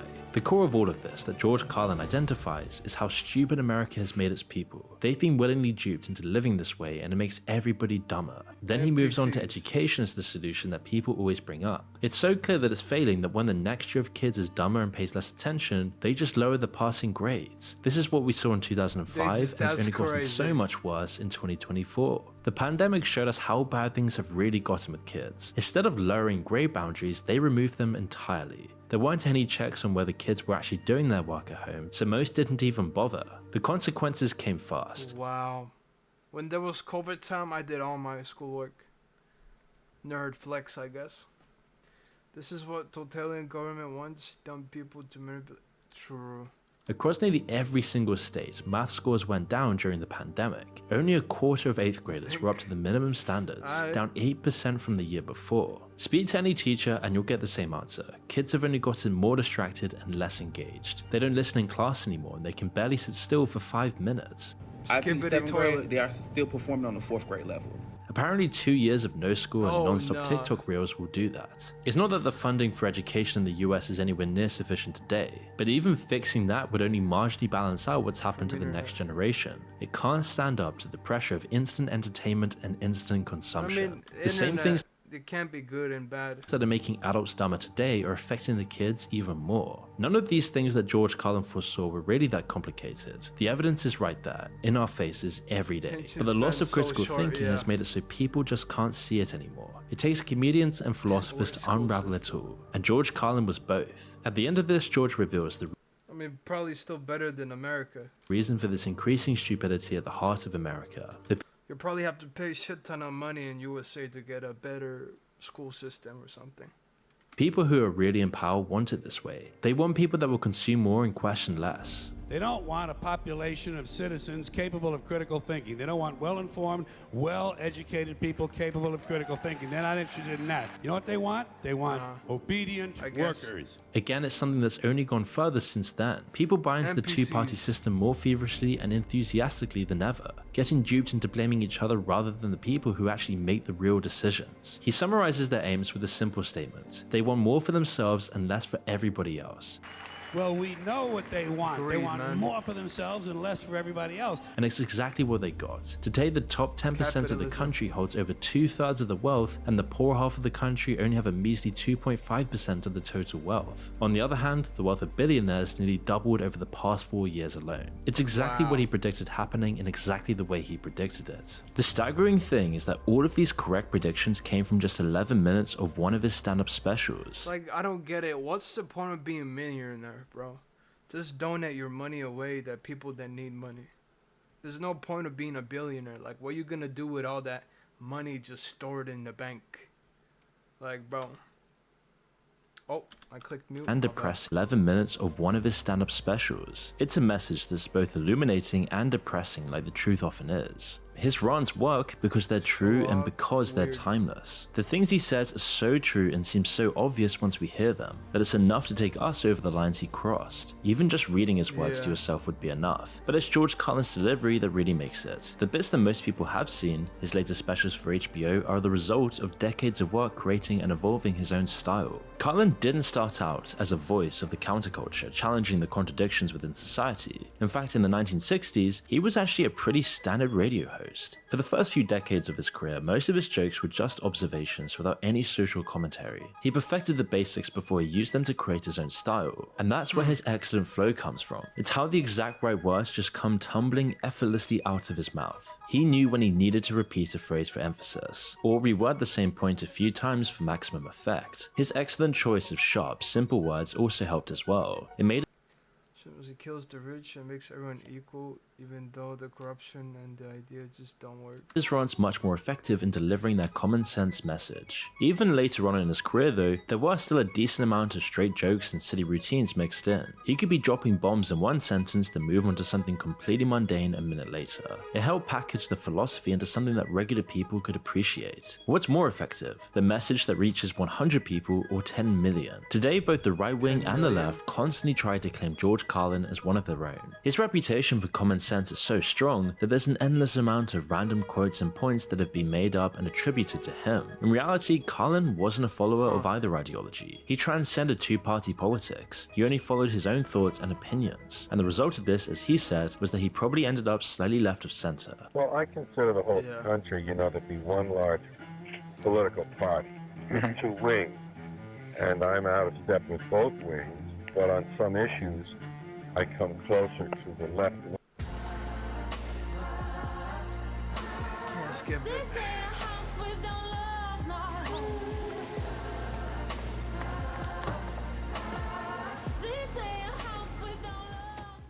Has this gone too far?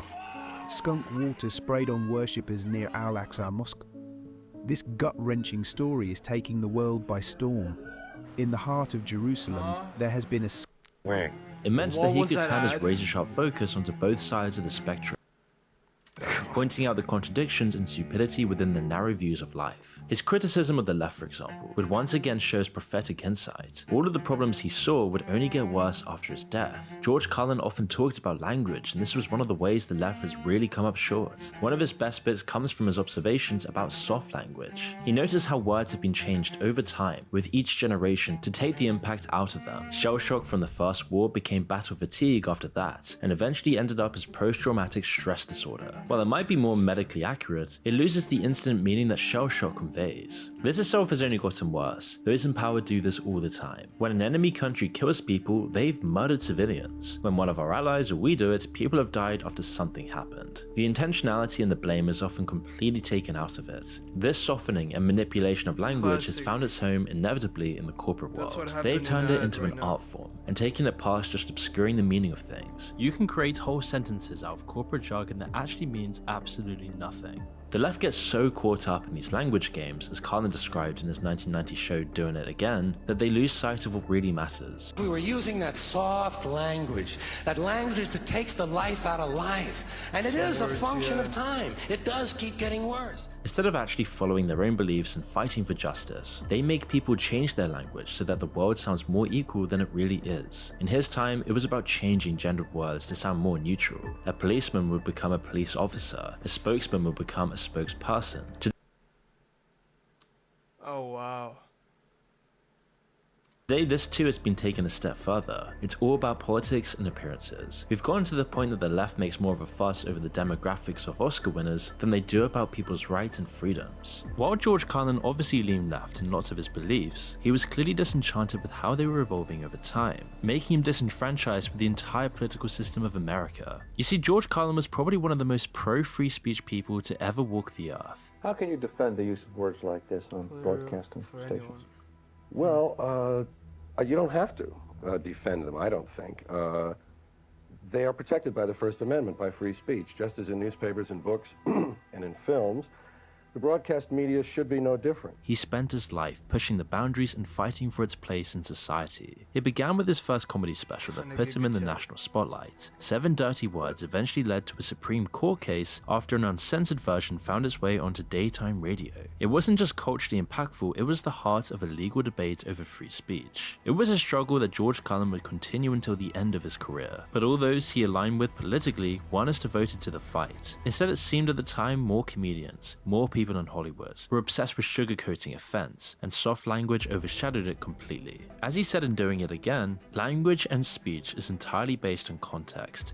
Philosophically, I do not buy the assumption that these words are somehow immoral or indecent in and of themselves. Words are only symbols, and they do not possess those qualities. People can be immoral or indecent. The words themselves cannot harm us. It's the meanings behind the words that matter, not the words themselves. Tons of Carlin's routines would put him in very hot water today, because people would fail to see the One word would put you in jail and lose your mind. Context. You can see the effects of this today. Free speech has become a right-wing issue, if it's even mentioned at all. And yes, it should be a fundamental value. This isn't to do with left or right politics at all. This is to do with the bedrock of Western civilization. And the fact that this isn't anymore has put society on a very dark path. What George Carlin warned us about here has already started. We've allowed corporate bodies to censor language and change what people are saying. Look at what's happening on sites like TikTok or even here on YouTube. Even words that aren't curses but just refer to something bad or offensive are banned. We've had countless issues on this channel with having to censor the most milquetoast stuff imaginable. Nobody would ever say unalive if they weren't forced to. Now you might think this wasn't politically motivated, but the pandemic proved some of this wrong. You couldn't even mention it or the Wuhan lab without the fact-check police popping up to make sure everyone had to read the relevant Wikipedia page. And if you mentioned anything else about it, you could have your entire YouTube channel wiped from the platform. And it was the same on every other social media site. George Carlin often talked about the ways they control people. From the media to the elections, the whole system is meant to give the illusion of control while keeping power in the hands of the few. As he predicted, they've only gotten greedier and more controlling since. Modern technology has allowed them to directly interfere with and manipulate speech and discourse between people. As the creation of words like unalive proves though, the truth always exists outside of their reach. In China, one of the biggest modern protests was just a plain white flag on all social media platforms, as it was the only thing that wouldn't be censored. People will always want and need to talk about everything in life. You can't just make some of it go away by pretending it doesn't exist entirely. But it's unfair to give the impression that George Carlin was only taking aim at the left. Tons of his routines are based on the ideas and beliefs that fall squarely within the classic left-wing doctrine. People to the right of the line, Republicans, they're interested in property. property, not people. They're soulless. It wasn't because they were left-wing, it was because they were what he truly believed. Like an increasing number of people today, he was disenfranchised with the very idea of a left-wing, right-wing split. As he said in an appearance on The Late Show in 1996, he didn't like orthodoxy and ideology in general. I don't like orthodoxy of the left any more than I like orthodoxy of the right. The right-wing Christians are trying to control your behavior. They're trying to control the behavior of other people. The left-wing academics are trying to control the language and behavior of people. I don't like anyone trying to control and dictate to me from an orthodox standpoint. Both groups tell you what to say and to believe. The only way to truly follow your own reasoning is to abandon the label entirely. That's why the portrayal of free speech was so important and will prove itself as some of his most prophetic work. It wasn't just because it would actively stop him from pursuing his career today. It's because in a world without free speech, it's impossible to get the knowledge you need to make rational decisions in the first place. If you're always hearing just one or two sides, you never get exposed to the other ideas and you can't decide for yourself which ones you truly believe in. This is the source of control that George Carlin talks about. People can be controlled because they behave irrationally and they don't get a chance or they just aren't willing to see the entire picture. A lot of George Carlin's predictions for the future and his work in general was really pessimistic. He didn't see a way for society to redeem itself and get back onto the right path. Maybe the time since his passing has only proved this was true. With the ever-increasing censorship on the internet, the moment might have already passed. But we still have the opportunity to gain some idea of what's really going on, or at least until the establishment claps down even harder. But with the rise of free speech on places like X and other platforms, it does seem like the tide might be changing. The immortality of George Carlin's work and the millions of people still listening to his message today gives us at least some hope for a more rational future. Damn. Huh? Oh no. It's been over a year since Vice filed for Chapter 11 bankruptcy. Right now, the company still kind of remains operational, but for how long can this last? All the investors are pulling out. There is no real business model. At this point, the main question people are asking is what went so horribly wrong at Vice? Recently, it feels like every other media company is going bankrupt, and instead, people are becoming independent journalists. People like Tucker Carlson, Don Lemon have their own YouTube shows. People are turning to X instead, because over and over, the public has felt manipulated and misinformed by the media. But with Vice, it felt worse. Vice stood out from the rest of the media companies. It was something hard-hitting, revolutionary. It was changing the media landscape. Nothing quite like it had ever been made. Huge lists of applicants were pouring into the company. All their offices in Brooklyn, Tokyo, London seemed like a paradise for everybody in their 20s. Their videos gained tens of millions of views. And then, on May 1st, 2023, a $6 billion valued company filed for Chapter 11 bankruptcy, with companies like Disney saying that Vice was the worst investment they ever made. And the shocking truth is that this happened within just a few years. Just a little bit. You see, when you look back at Vice, people point out many reasons for their collapse. The corporatization of their content, the lack of substance, or the departure of its key founders and journalists. But there is actually one key reason that ties in all of these issues together that led Vice to where it is today. And to understand this, we need to understand the founders of Vice. Founded by Shane Smith, Shores Alvey, and Gav McGuinness, Vice was originally known as the Voice of Montreal magazine, and ironically enough was funded by the Canadian government to cover art, music, trends, skating, and drug culture in 1994. Before this, the founders were cultured, explored the world, traveled, and had a shared view of the world as their targeted audience. They understood the people their magazine was talking to, as nobody was making the kind of content that the Voice of Montreal was making. It was edgy, relatable journalism, taking away the power from monolithic news entities and into the hands of regular people, exploring the most cool, interesting things happening at the time. And following its wild success, the company officially changed its name in 1996 to something they deemed more appropriate, something they felt captured the essence of their content, Vice Media. And it was in this period where they had millionaire investors plugging in money to the company, as people were seeing that Vice was filling a huge gap in the market. But was it just because Vice magazines were selling so well? Well, partly yes, and partly because it was brimming with potential. However, another big reason that's never spoken about, but was suggested by some anonymous insiders of Vice that we spoke to, is that Vice would actually host wild parties with hot girls, drugs everywhere. I have no clue what security breach is. Parties that an old rich investor would want to be a part of, something that they never had in their boring office jobs. While this is kind of unconfirmed, scammed. It's easy to see how enticing this could be as an investor to plug money into a company that gave you access to the biggest parties in New York. In fact, in 2003, Shane Smith had bluntly described his approach to ad sales by saying, quote, "It also helps to eat them out and mail them drugs." This summed up Vice's leadership. Everything was about the party, the lifestyle, and attracting people towards this lifestyle. Everything from the audience, the investors, to the employees. A night out with the founders of Vice was a highly sought after experience for many chief marketing officers. This also then tied into the fact that the whole idea of Vice doing really well may never have actually been true to crazy.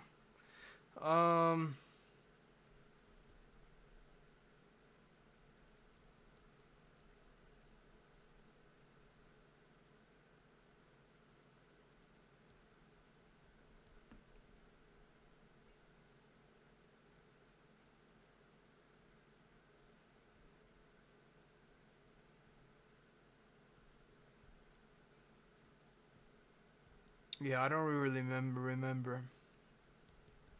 But there are new games though that I'm looking for.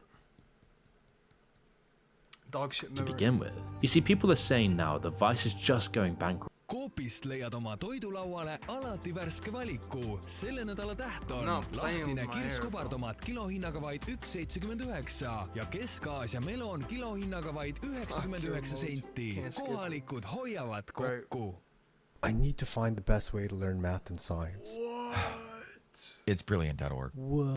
That finally Vice is running out of money. But this kind of isn't the case. You see, Vice has always been strapped for money. It's never really been profitable. It's always been propped up by investors. Shane Smith was in charge of sales and assured everyone that wealth was imminent. But the other founder, Gavin McInnes, actually nicknamed him Bullshitter Shane, as their sales tactics involved sending a limited number of magazine copies to a record store in Miami and a skate shop in Los Angeles, all while misleading advertisers into believing the distribution spanned all of North America. According to a girl Shane was dating at the time, she said, quote, "Shane would talk all the time about how stupid people were for giving them money." However, it's these driving forces of this crazy lifestyle and all the lies sprinkled on top of it that in 1999 brought Vice one of their biggest investments yet, a $4 million injection by Richard Salzinski. And with that money, the founders would take the company to the next level, setting themselves up in Brooklyn, New York, home of the hipster culture that Vice was catering towards. But one thing they weren't doing with all of this investor money was paying their workers and freelancers properly. You see, at this time, Vice was popping off. They were producing amazing pieces of journalism with writers like Hamilton Morris and their Vice Guide to Travel show, which was all edgy, informative, and just really interesting. As it appealed so much to creators in their 20s and 30s, Vice had a huge line of college graduates and creatives doing anything they could to get their foot in the door at Vice. And with such huge influence and power over all of these freelancers desperate to work for this cool, exciting new company, Vice could basically push anyone around who joined. Frequently, insiders of Vice have recounted these horror stories where they're waiting months and months and months to be paid, or even receive a message about being paid. It's been said that it was a regular experience at Vice to never know if you're actually going to get paid or even have any of your expenses covered. According to Columbia Journalism Review, quote, "Journalists who have worked for Vice tell the Columbia Journalism Review that the company published their work without paying them for it, promised them assignments which were later rescinded, and asked reporters for their help with documentaries that covered issues they had written about, without any plans to pay them for their work." The truth was, Vice wasn't really making any money in this time, and it seems like it never really was. And all that investor money given to them in 1999 had quickly been burned away in just a couple of years. It's been reported by insiders, although still unconfirmed, that Vice was suspected to always be on the verge of going broke, and that was why they were never able to pay freelancers properly. Shane Smith even said, according to New York Magazine, that, quote, "We had all these people coming in saying, 'I'll do whatever you want for free,' and that's when we realized we were onto something." However, for the founders, things were going great. The brand was cool.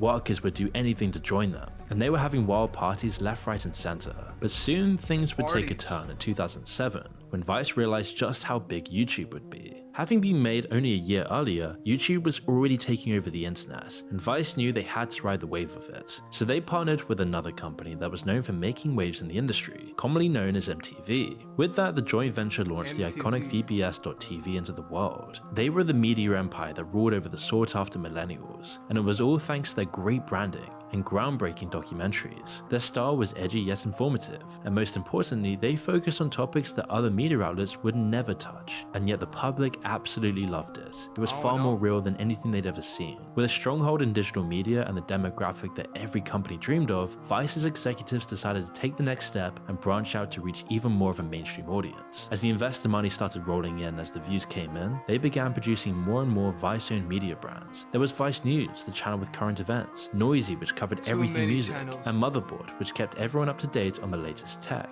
Vice was reporting on outrageously controversial topics, and had many people in an uproar thinking they could never amount to the reputation of real news companies like the New York Times and CNN. However, they unveiled their true potential through their commitment to bringing the world all the authentic and nitty-gritty details behind captivating stories with their immersionist branding of hard-hitting journalism. They went from being heavily criticized by the likes of New York Times' David Carr to him actually reverting his criticism in 2014, saying, quote, "Being the crusty old media scold felt good at the time, but recent events suggest that Vice is deadly serious about doing real news that people, yes even young people, will actually watch." For a company that seemed to have its finger on the pulse and is the mastermind behind groundbreaking documentaries like Hamilton's Pharmacopoeia, The Islamic State, where journalists went undercover with terrorist groups, and the Vice Guide to Travel where they snuck into North Korea, how could this entire thing go so horribly wrong? Well, remember those issues I mentioned at the start about Shane being a known liar and their treatment of workers? Well, all of this would soon come back to bite Vice in a way that would soon kill the company. You could see this clearly in 2010, as the New York Magazine reported. In this time, Vice was about to get a huge investment from Intel. They wanted to sponsor Vice's content, and according to a former employee, Shane's whole thing was that we can't let them think we're these poor kids. So apparently, Shane Smith approached an architecture firm next door to their Williamsburg office, asking how much it would cost them to vacate immediately. Vice's 50 employees then worked for several days, making a new space look as though it had always been theirs, building a glass-enclosed conference room specifically for the Intel meeting, installing high-end Japanese toilets, and on the morning of the meeting, Vice employees were told, "Be yourselves, but 40% less yourselves." As a former employee explained, "I'm not going to tell them we own the studio, but I'm not going to tell them we don't." And faking all of this stuff was so successful that Intel actually invested $25 million.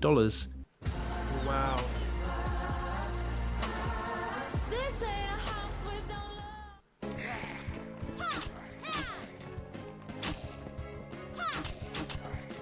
to launch the Creators Project, which was a huge win for Vice, and a pivotal moment for the company to start taking off into the stratosphere. It completely worked, but it also summed up Vice's entire strategy. Make things appear great, make the illusion seem so strong, and whisk away all the investors by showing them exactly what they want to hear. But the substance was never truly there, and it was this issue that would slowly bring down the entire company in the following years. But before we continue, money come on website now by using the link in the description below. Even with all of this money coming in from big names like Intel, they still made their content unapologetically controversial. But now Shane's seeing how much money he could truly get from lapping up investors, he realized he could scale this company up into the billions. But he had to figure out a strategy, and this is where Vice's story changes dramatically. At one point, the biggest names in media were falling over each other at the opportunity to get a piece of what Vice was offering to the youth. At one point, Vice caught the attention of 21st Century Fox, who bought out a whopping 5% of their stocks at $17 million, followed by A&E Networks, who forked out a massive $250 million for a 10% stake in Vice, and finally $450 million spent by TPG Capital, which was funneled into the expansion of Vice. This brought the valuation of this independent media company to be $6 billion. But what was the real price for Vice Media? Well, as they soon welcomed this excessive cash flow, it's where you could start to see that things would take a turn for the worst. Over the years, Vice was producing jaw-dropping yet thought-provoking content that hit the mark with viewers and generated groundbreaking and critically acclaimed documentaries that were released on streaming platforms like HBO. They proved to the world they were capable of greatness, so they decided to take it a step further. It was finally time to create a world of their own, and so the streaming platform Viceland was born. Vice was so confident in their projections that Disney gladly gambled over $200 million in Vice, and soon afterwards 30 shows were pumped out specifically for Viceland. But what were these shows like? Well, seeing as they were all produced by Vice, of course, they weren't anything like your grandma's old cooking shows, who presented a cooking show called Fuck That's Delicious. Everything seemed to be good on the surface and well in the mid-2010s for Vice, as they stayed true to their brand and were raking in the views and the dollars. So if they were doing so well, how could they lose it all so quickly? While on the surface, everything was amazing, the underlying reasons for Vice's success was also turning the company sour. You see, while Shane Smith was making absolute bank from Vice, the people working for him questioned how this was even possible. That Vice, a company that struggled to even pay their employees and had barely any profits, was now somehow worth more than the New York Times. In fact, as New York Magazine described, Vice was, quote, a sweatshop of trust authority. You know, they succeed because there's so many other corrupt people. That's why. There's already too much corruption, so if you're corrupt, you will succeed.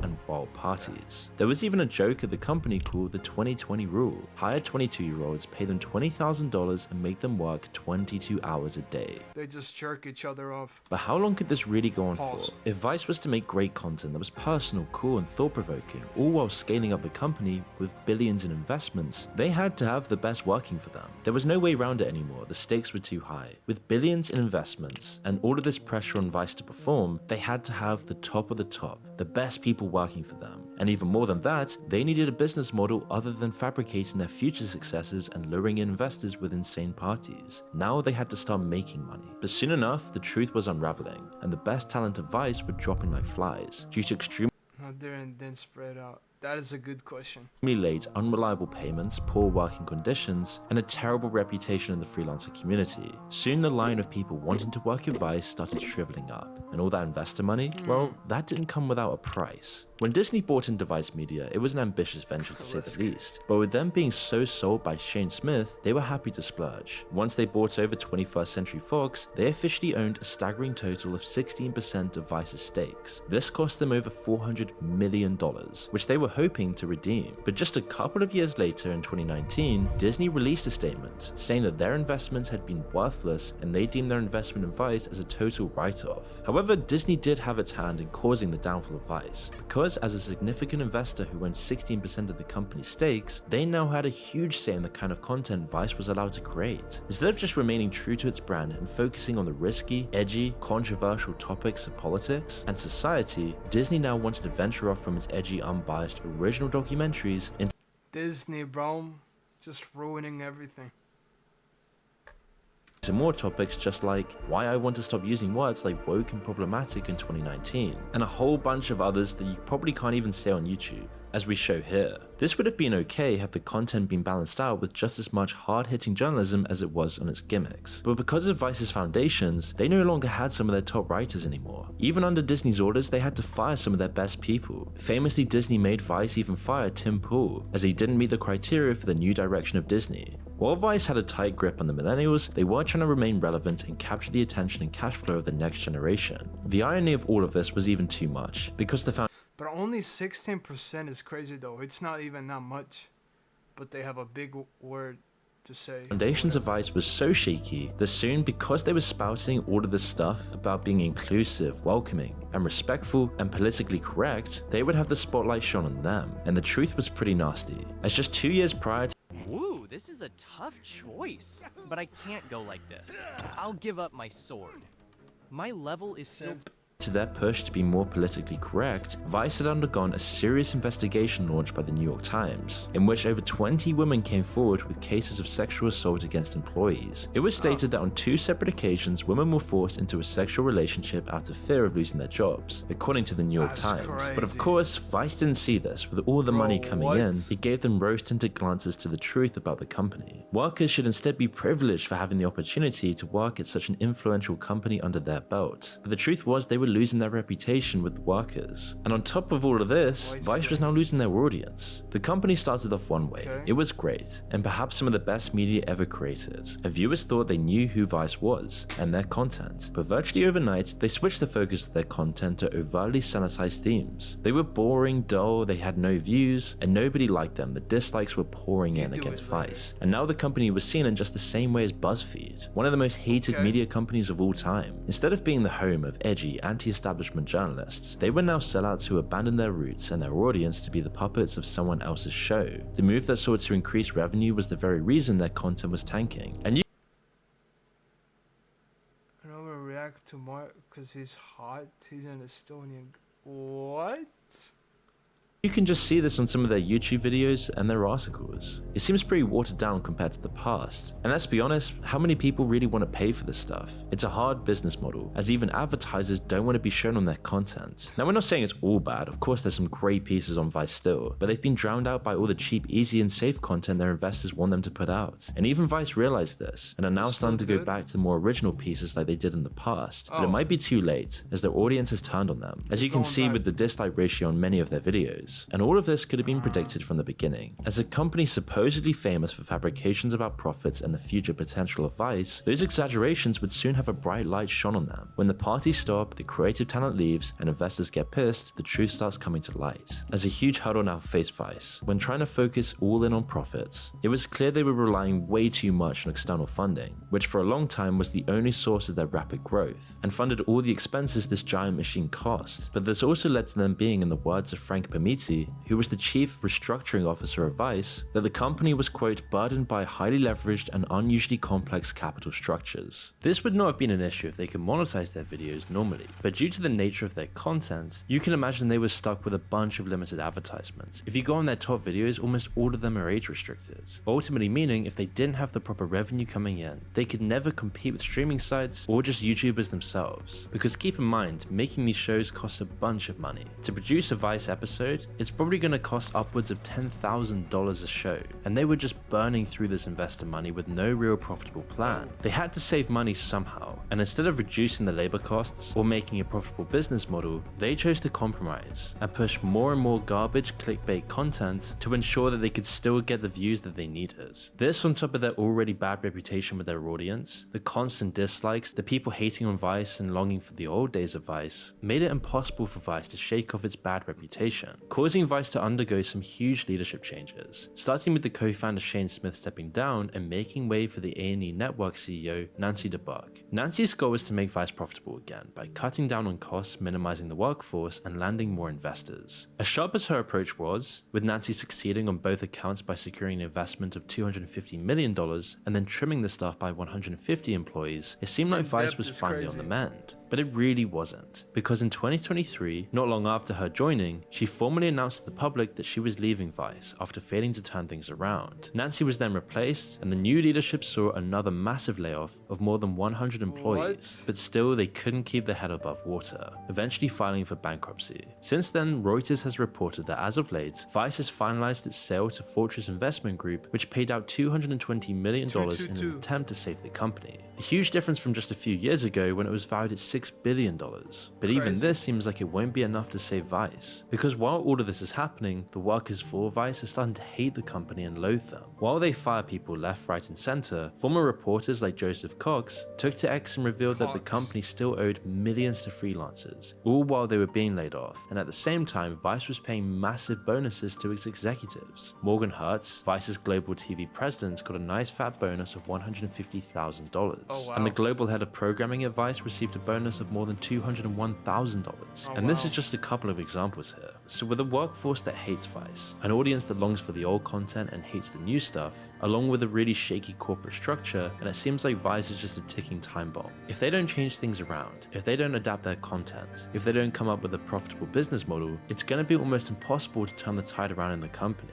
And it looks like they need a miracle, as even the freelancers and producers don't want to work with Vice anymore. The future is looking dim for Vice Media. Now, Vice does have plans to underway a relaunch to the platform Vice.com and try and gain more investments, but at this point, who wants to invest in the company? There are a few takers. The Nashville-based venture operator Savage Ventures has boldly come to the rescue of Vice Media. But it seems like the only way they can ever turn this around is by really focusing on having great quality content. Only then can they bring back their audience and actually have a customer base to begin with. But so far it seems like Vice is just a ticking time bomb. With all the founders leaving, all of the old journalists leaving, all of the people that made it great gone, it's an almost impossible mission to make it profitable again.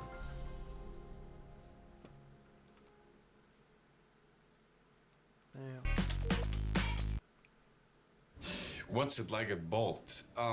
Right now I'm writing a design doc for trip anomaly detection. London is the perfect example of what a modern dystopia looks like. homelessness and gang violence has gone through the roof, whilst housing and transport have become completely unaffordable. The high wages that used to draw people to the city have been stagnant for years, and despite this, more people flood in every day looking for work and opportunity, either from the rest of the country or from abroad. With London's infrastructure and social cohesion reaching a breaking point, how did it ever get so bad here? What led to the abject poverty in the UK's capital and the economic heart of the world, and what lies in store for London's future? Let's find out. To understand the London of today and what went so horribly wrong, we need to look back into its history. As the seat of the British Empire, London became the largest and richest city in the world. The raw products and resources of a third of the world was funneled into London, feeding a massive industrial sector that made Britain the strongest and wealthiest nation in the world. But after 2 world wars and the near complete dismantling of its empire, Britain's domination of the world came to an end. Both the country and the capital had to adapt, but even if they didn't have their colonies anymore, the UK still had all the advantages it needed. With first Britain and then the US's global dominance, English became the standard international language for business, trade, science and education. With their connections to Europe, former colonies and the US, London became a middle ground between all of these different parts of the world, and it was these factors that enabled the UK to transition from a production economy into one based almost entirely on services. The most important jewel in the UK's crown was their financial industry. During the war, when the UK had borrowed trillions of dollars in today's money from the US, New York had briefly taken over as the financial centre of the world. But the two cities had a key difference, one which would ensure London wouldn't lose its spot at the top for long. In New York and across the US, the financial sector was much more strictly watched and regulated. At least in those days, the US government kept a watchful eye on their banks and their stockbrokers. London, being the only other Alpha++ city, barely had any limits on what you could do with your money. The UK's government barely had any control over it. Instead, the financial sector resided in the so-called City of London. Separate from what you'd understand today as the UK's capital, the City of London exists as a tiny, mostly self-governing enclave at the heart of the wider city. Governed by a medieval system of different business interests, the City of London made sure that their resident banks didn't have any interference or regulation from the government. The lower taxes and the relaxed attitude to financial crime meant that more investors chose the UK over America to store their money. New York is the only other Alpha++ city, and between these Alpha++ cities, London just seemed like the much easier option. As the decades went past, the financial sector boomed in London, and other sectors like manufacturing or mining withered and dried up. The UK was keen to accelerate this process. In the 80s, whilst the UK's government was breaking unions and shutting down mines across the country, they were giving the banks as much leeway as they possibly could. In 86, they got rid of the last of the meaningful protections and limits, deregulating the entire UK stock exchange. She introduced free market policies that helped the country throw off its post-war malaise and shook up the banking world with a flurry of deregulation, making London one of the world's most important financial centres. It was the final nail in the coffin, ensuring the UK's financial sector would become its most valuable industry by a wide margin. Of course, all of this was centred in London. Trillions of pounds were flowing in, but most of it stayed in the capital, funding the creation of massive glass skyscrapers and not much else. Meanwhile, the rest of the UK suffered. The mines, factories and other staples of the British economy were washed away in this wave of deindustrialisation. The UK was already built around London, with all of the trains and roads designed with it as the centre. But this shift meant that the wages and opportunities in London were just far more desirable than the rest of the country. While the population of the city had been falling for decades after the war, in the 90s it started to rise uncontrollably, from around 6 million to nearly 9 million people today. But the problem with this is knowing what's even true and what's not, as so many media companies in the UK report on these events differently depending on their political bias. Really? Luckily, there's an amazing solution to use the mash the criminality to get you, but on the kind of but this deregulation had other effects. Not just on the rest of the country, but on the kind of money flowing into the city. The lack of regulation and oversight, combined with the sheer volume of transactions and deals going on, made London a paradise for money laundering. It didn't matter who you were or where your wealth came from. The City of London would happily accept your money, no questions asked. The depth and depravity of this becomes clear when you look at how closely entwined London has become with global organised crime. In 2012, HSBC, the largest UK bank, was fined $1.2 billion for laundering drug money from the Sinaloa cartel, the most powerful drug cartel in the world. If the fine was $1.2 billion, you can only assume they made 10 times that much in profits before they got caught. The Russian oligarch Roman Abramovich's story is an essential example of just how exploitable London really is. His multi-billion fortune originated in the break. But do we even have enough people to play? cup of the USSR. Me, Spam, and Zach saving his whole maybe? And the pillaging of state assets that came with it. With a bid of just 100 million in a rigged auction, he gained control of an oil company that now extracts $3 billion worth of oil every single year. But what was a Russian oligarch meant to do with his countless billions? Well, the City of London was happy to provide a solution. As well as laundering his money, they also facilitated the purchases of whatever he wanted from the UK. He bought luxury apartments and mansions in the heart of London, a vast array of smaller properties for him to rent out, and even an entire Premier League football team. It only ended for Roman when the UK had to look like they were being tough on Russian oligarchs and they confiscated a bunch of his public holdings. But it's doubtful they got all of it. The regulation was so lax that anyone could anonymously buy properties worth millions if they had the right connections. It was all a game for bankers, a way to make a commission by auctioning off the most valuable parts of the country. The UK's government was completely complicit. They even offered people with over 2 million invested in the UK so-called golden visas, a free pass to live in the UK and buy whatever they wanted.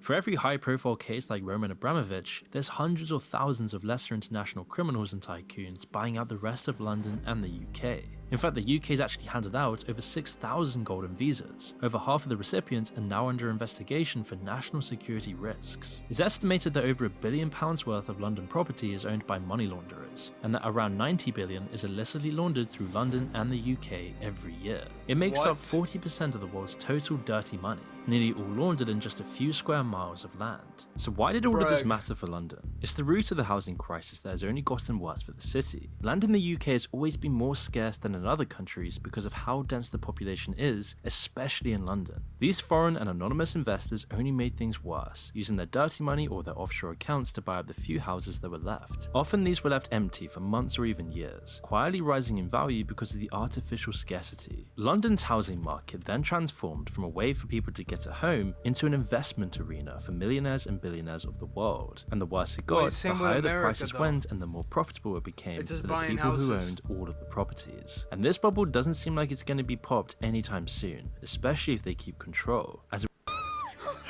Help me!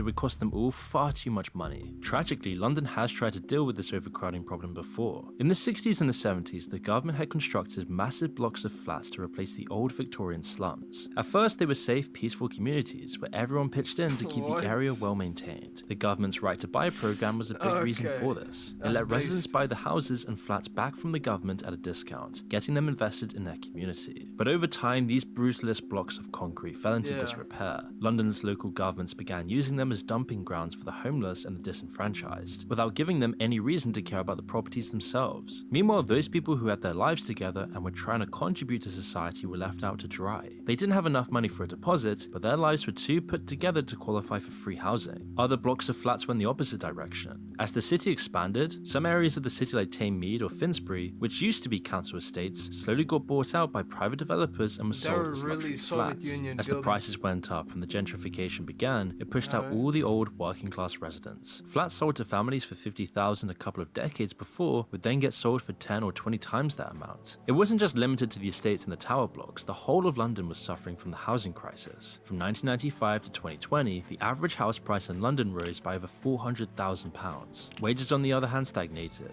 The average house price rose from around 4 years of the average salary in the mid-90s to nearly 10 years worth of wages by 2022. This had an awful effect on people's living conditions. Instead of getting the house they needed for their family, people have been forced into tiny flats. It's hard to overstate how bad this is for people. Overcrowding makes you much more likely to be depressed, which means that it just makes life worse in general. It can all be boiled down to a problem of supply and demand. The speculation from investors combined with the overcrowding and influx of people meant demand skyrocketed, but the supply couldn't keep up, even going down in some areas. The past 15 years have seen the government crack down on spending, cutting public services, and stalling the construction of new government housing. Lots of the estates that were still there got bulldozed to make way for larger luxury flats. Others were bought solely to remain empty, waiting for the prices to go even higher. As of 2022, there are nearly 35,000 unoccupied homes in the UK's capital, and those are only the ones that have been empty for over 6 months. The privately owned houses that are occupied have their rent put up every year. Even honest landlords just keeping up with the markets make them unaffordable for regular people. The ones who aren't honest, like the corporate investors buying single-family homes by the dozen, have even more room to exploit their tenants. The idea of exploiting an already unfair market to drive prices even higher is at the core of modern London. Take the public transport system. Compared to the rest of the world, London's tube is generally average to above average when it comes to things like speed and reliability. For an adequate performance, you'd expect a normal price. Instead, the tube is the most expensive metro system in the world for its passengers. It's double the world average. In 2022, riding the tube from one side of the city to the other cost just under £5. Mexico's city system only charges 20p for a similar trip. A monthly ticket was £360 in 2022. In Tokyo, the same kind of season ticket was just a third of the price. Transport costs in London get so bad that finding a house becomes a game of setting the cost of rent against the cost of transport. Sometimes a cheaper place to stay in the suburbs ends up costing more than somewhere closer to the centre purely because of the transport. It's a consequence of how the system is funded. Whilst other countries use their taxes to maintain and keep infrastructure running, most of the funding for the tube comes from the tickets. As the system gets older and more decrepit and as more people flood into the capital, it costs more and more to maintain every year. It's this overpopulation which is slowly choking the tube system, but trying to use the roads is even slower and still so much more expensive. London with its age was designed for horses and carriages, not cars. The roads are very narrow, most barely able to fit 2 lanes of traffic. Add in a labyrinth of roundabouts, junctions and traffic lights, and you're left. Yeah, traffic is, that's gonna be so shit to drive. Let's play Age of History with lowest taxes. I mean, yeah, fair. With one of the worst cities for driving in the world. It means that even outside of rush hour, it can take hours to get through the city centre by car. And London's always been proud of this. If you look at this old poster from the 1970s, they show what London would look like with similar roads as Los Angeles. But without an updated modern transport system, this may just end up more likely. It's also really expensive as well. London's local governments are hungry for cash, so they'll give big fines against people for trivial things like going just 1 mile per hour above the speed limit. Then there's the controversial just one more and you get a that's crazy. Less charges. The ultra-low emission zone scheme means that any car that wasn't made to high environmental standards costs drivers £12.50 a day. Transport is just one example of how expensive everything is in London. Another is the cultural life of the city. London used to be one of the best cities in the world for nightlife and live music, but not really anymore. The nightclubs, bars and pubs nearly all exist on the edge of bankruptcy. Massive rents and falling numbers of customers have cut tons of small businesses out of the market. And you may be thinking, so why aren't people going?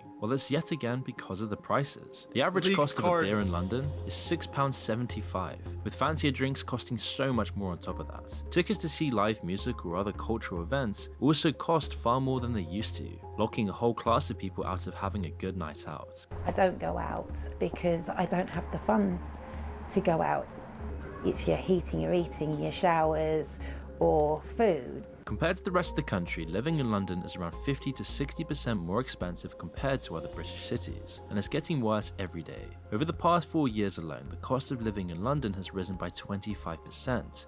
Wages, of course, haven't been close to keeping pace. In fact, they're actually going backwards. Accounting for inflation and the cost of living, Londoners have seen their wages go down rather than up on average. And to add on to all of these costs, local governments are so strapped for cash that they'll take any excuse to squeeze more money out of people. The results speak for themselves. You'll try to grind in him? Hey, yo. The pandemic, around 25% of London was living in poverty.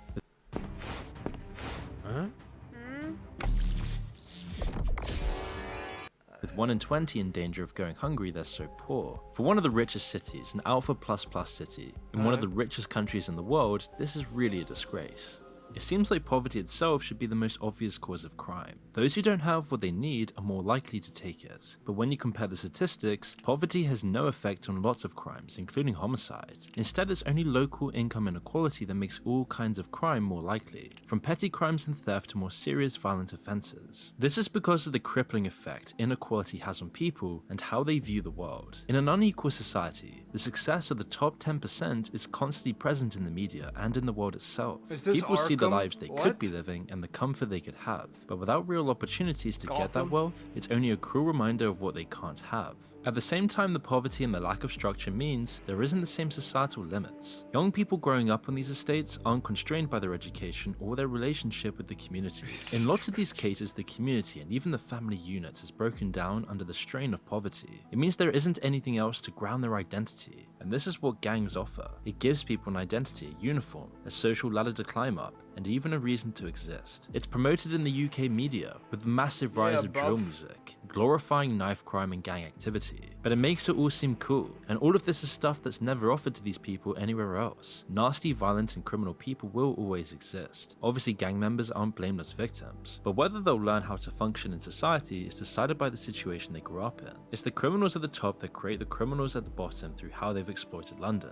The inequality, the estates, the poverty, all of this creates the impression of a world of poverty without any way to escape. So in this situation, people create their own hierarchy. They compete with each other over the few resources that are left to them, which in London's case means joining a gang and controlling the drug supply. And with heaps of immigrants from places all around the world, all these criminals pouring into London make it so that criminal activity is even more competitive, and thus more violent and more profitable. Now you see in the centre of the city and in the outer suburban sprawl, London does seem incredibly safe. But as Ed Sheeran said on the Theo Von podcast, in every area of London is a really dark side. Every area of London, literally every area is sketchy. The nice areas are sketchy, the bad areas are sketchy. But the root of all of this seems to be in the lower income neighbourhoods, out of the main ring of London, where each estate functions like its own territory, coming under the control of its own gang. These gangs then compete with each other, either over who controls the drug trade or just to have a reason to exist. It's the conflict itself that keeps the gangs going. A never-ending feud called the postcode wars. Young men growing up on the estates are constantly surrounded by it and indoctrinated into becoming soldiers. It's the only way they think they can achieve success in their own world and find respect amongst their peers, with their music and culture all promoting this lifestyle. For all their lives, they've only scraped by, and so crime seems to be the only route to fast cash. In 2021, a typical year for the postcode wars, 30 teenagers lost their lives. Most of these crimes were committed with knives, which actually makes the problem seem smaller than it really is when you just look at fatalities. The majority of attacks aren't lethal, with only 1 in 66 on average leading to the victim passing away, but instead they're left with life-changing injuries. Knife crime has gone up by over 90% between 2011 and 2021.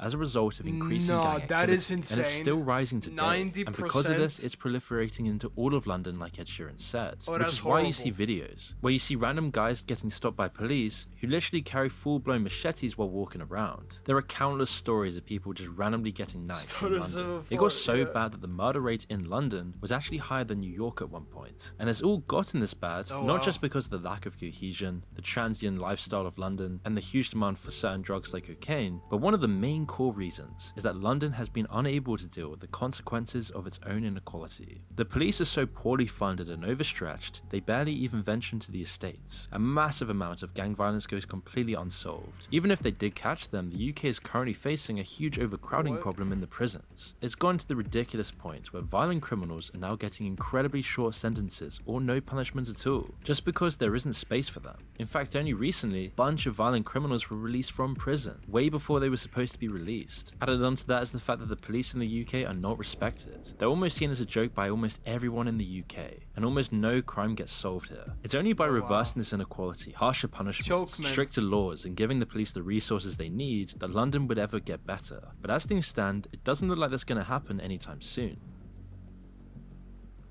Damn. Well, I guess that's not getting done. Jackbox.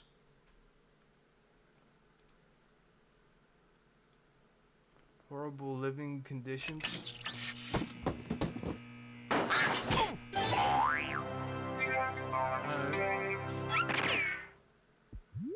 Basically USSR.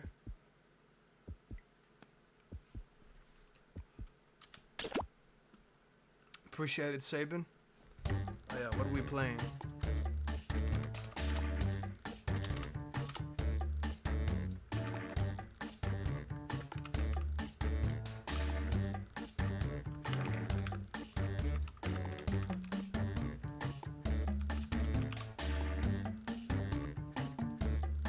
Go, vote up.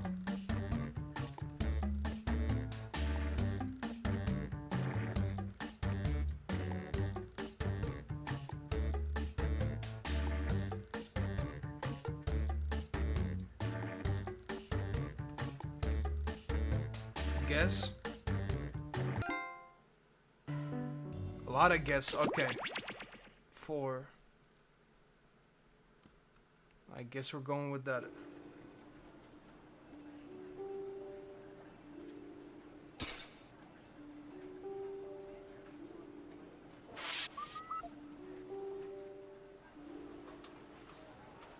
You know, the camera's picked up something Chill really start?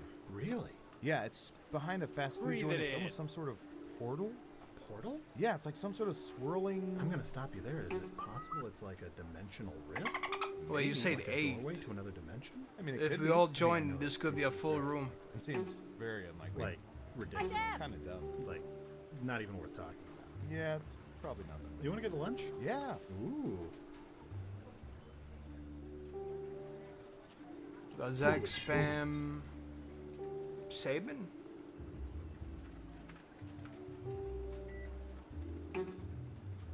Chemical? Attention agents, just a gentle reminder that Left, falling fair in love enough. with those you observe is frowned upon. Continue to pine from afar. 5. That's 5. Alright. I guess that's it. 1, 2, 3, 4, 5.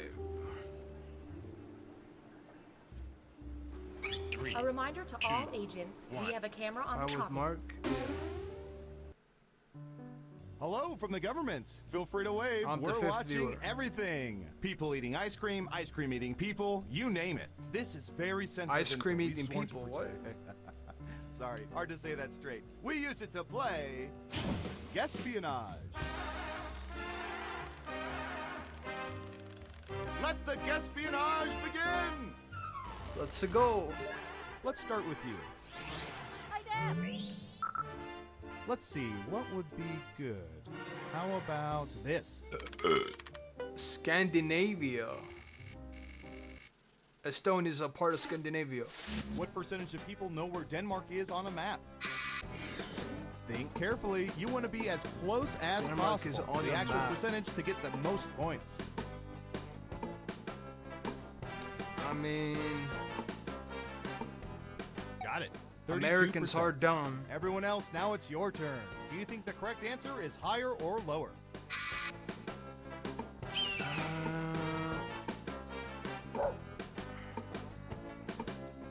Surely. Breathe it in. Higher though.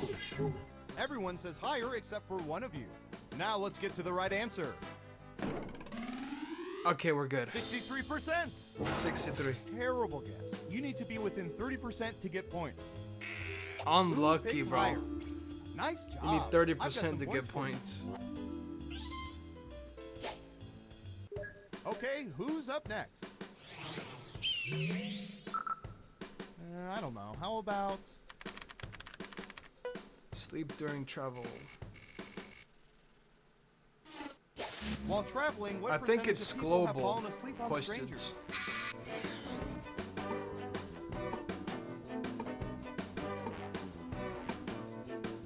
Falling asleep on strangers.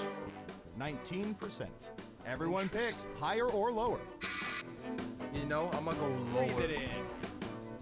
Sometimes it's like fucking 8 or 9.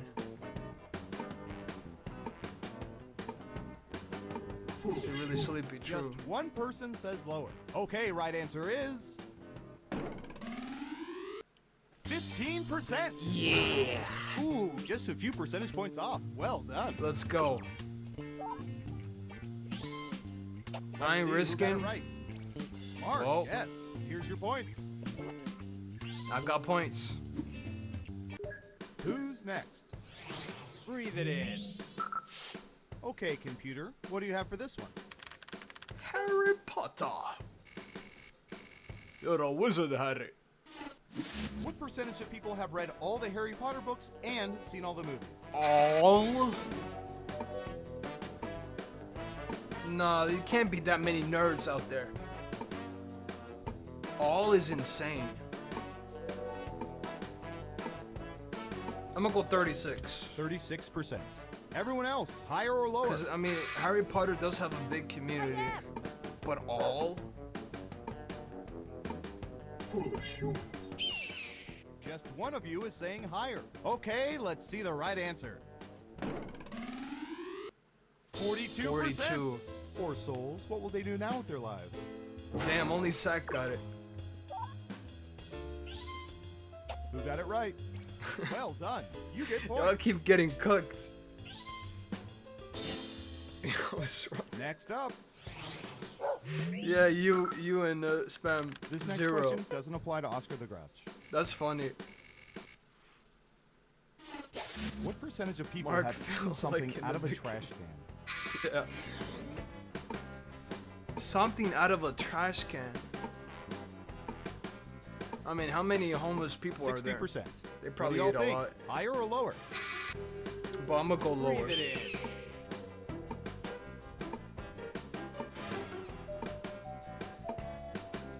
You have seen that happen. I mean, homeless Vote is people. lower. And Probably, Surveil yeah. says 24. 24%. Well, well, well. Was it worth it? Think about the U.S. See for who this. got it right. Well done. You get points. I feel like it's global though. Okay, who's up next? Not U.S. only. Finally, a topic of international importance. Kardashian. Oh hell no. What Cancer. percentage of people can name the 6 adult Kardashian Jenner children? Fuck no. I can't even name single one.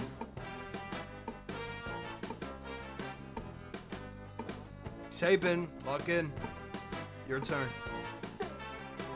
You're almost out of time. Uh-oh.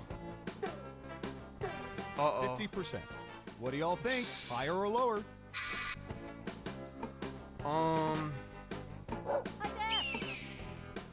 Breathe it in. It's unanimous again. And the correct answer is Well, 13%. you got cooked now. Of course, since 2010, naming the Kardashians has 3 been part of points, the yeah. U.S. citizenship exam. Who got it right? Nice job. I've got some points for you. Thanks, Sabin. We made it through round 1. Let's Hey, don't get my milk. Queso. Damn it, Breathe it queso. Onward to Wait, round I'm 2, first. where things work Hey, a little you got my differently, milk but I'll get to back? that in a bit. You took my soda can too? Alright, bro. Hey, my milk. First up. What should I search for in the old Surveillance Pro next? Ooh, I know. Bro took 1 jug of milk and 1 can of soda. Come on, man. Milk wasn't What enough. percentage of people own hammocks? Hammocks.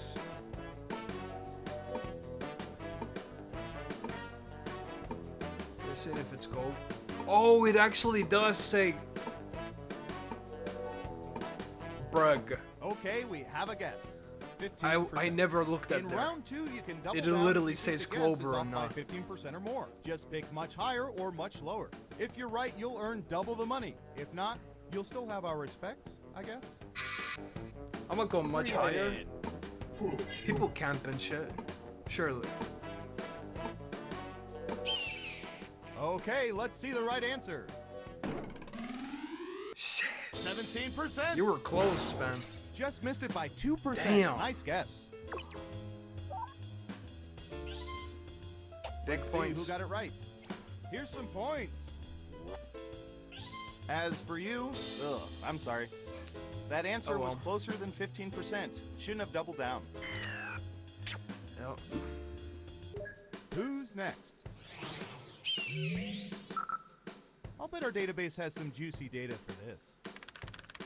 Facebook and politics. Politics? What? What percentage of people are totally comfortable leaving politically motivated posts on Facebook? You're dumb. It'd be like that.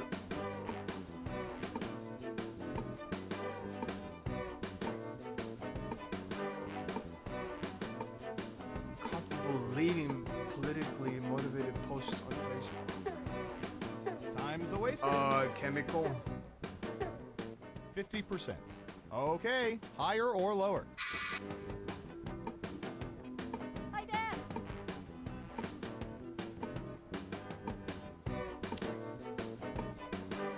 I'm gonna go Breathe higher. it in. Hurry up. Rematch. One lonely vote for lower. And Surveil says You can log back in though. 40%. Well, if you get at least 10 No likes, one gets a loves, point. and ha-has, it was all worth it. You get the question? Wow. Everyone was wrong. What? Politics. They Okay, leave them on who's up Facebook. next? What? What's there not Breathe to it get? in. Brug Ooh, this is burger. gonna be good.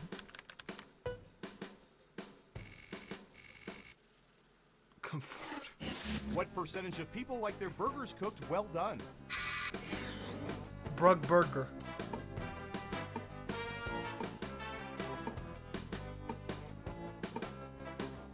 I must say, like, personally, I like well done, but I feel like there are more people that don't.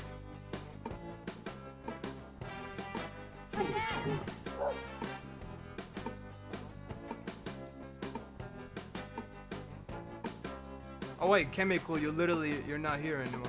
Oh. What do you think? You're way Higher too or lower? AFK, I guess. People are saying higher. And the correct answer is 13%. 13%, so it's pretty rare. That's insane. I'm one of the 13%. Who got it right? Ooh, points for you. Well done. Like, that is literally perfect. Next up. Why would you want to eat a burger that's raw? All right, literally bleeding. Yeah, that's what I'm saying. Like, what? What percentage of people would trust at least one of their People are parents to choose insane. great marriage partners for them? Lies. Gotta be. Trust at least one of their parents to choose great marriage partners. 35%. All right, what do you think? I was gonna go lower. Breathe it in.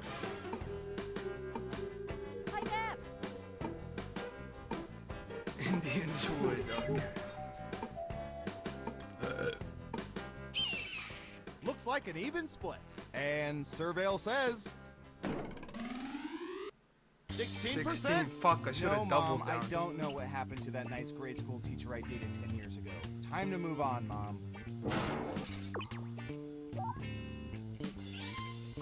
Let's see who got it right. With this. Here's some points.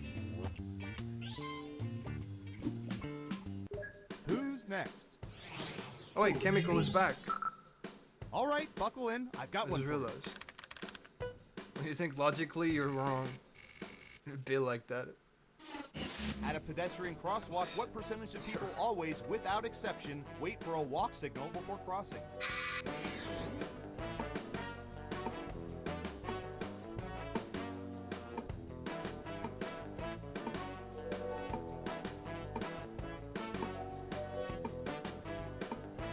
%60. Okay, higher or lower? I feel like there's a lot of people who walk with red lights though. I'm gonna go lower. Breathe it in. One of you Personally, thinks it's I higher. wait for the green right light. answer is Fuck, I should have 38%. doubled down. I can tell you none of those people live in New York City. It's crazy though. I always feel like people who walk with red lights, or not even the crosswalk or whatever, I feel like they just want to And die. what have we here? Good job. Double points for saying Just much lower. risking their life for no reason. Idiots. You do? It's time for the final round. We Brug embedded burger. microchips in hundreds of subjects and found the most popular answers to this question. If the Avengers, Earth's mightiest heroes, all fought each other, who do people believe would win? Here are the most popular answers.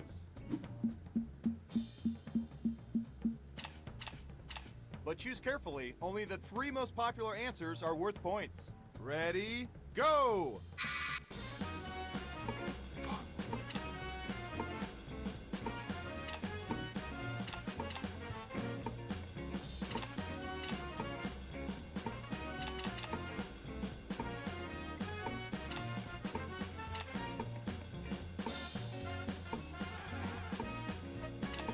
Don't forget to use all 3. What the who's the Let's see Vision? what Never answers you heard of him. chose. Iron Man is super smart. Gotta And be. what are the most popular answers? Yeah, what the fuck is the Vision? The Hulk.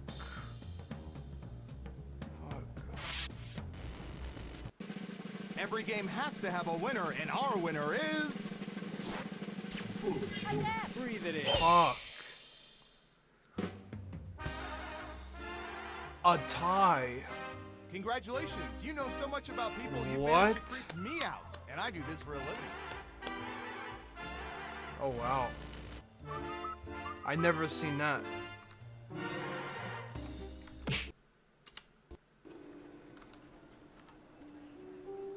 This one is the guy with the yellow stone on his head. Oh, okay.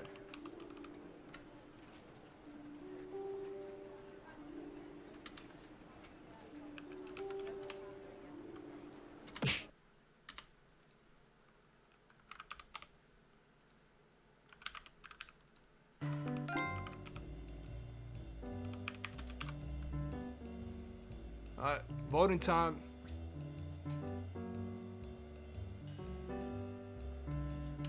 Doctor Strange could also win, but there was no Doctor Strange though. At least not last. Fair.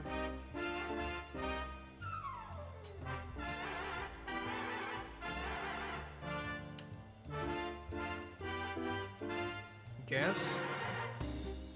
You can't vote? What are you voting for?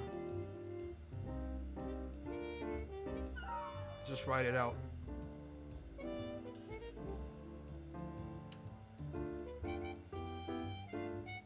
Quip doesn't let you vote too. What would you go for? TKO. Oh. But Guess got 2 votes, so I guess we're going back to back.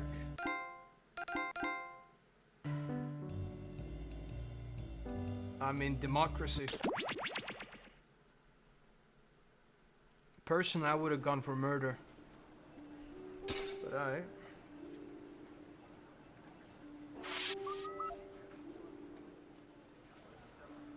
Hey, Warren, can you do me a huge favor? I'm not calling the State Department for you. Come on. The I fuck don't have is an a ex-girlfriend kilometer? who works there. Not Why? everyone will be happy. Well, I need an the autographed majority headshot will of be Colin happy. Powell, circa 2002. Oh, no. It's for my niece. I already got her a Madeleine Albright. What is she, a collector? She's 15. It's a phase.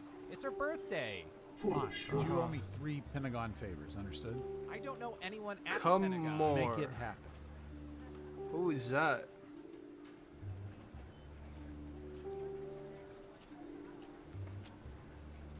Is that Saban?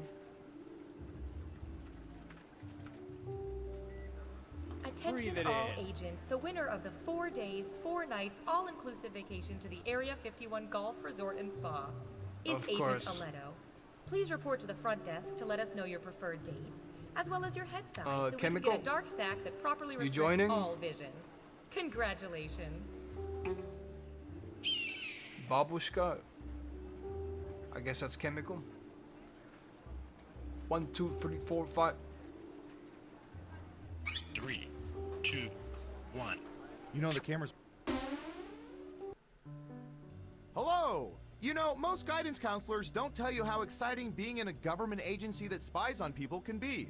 So we decided to make a game to show you how much fun we have watching your every move. We call it... Espionage! Time to play! Who's up first? Hi, Deb. Let's see, what would be good? How about this? Urination.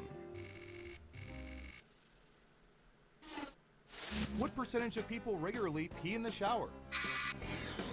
Make it a good guess. You'll get more points the closer your guess is to the actual percentage.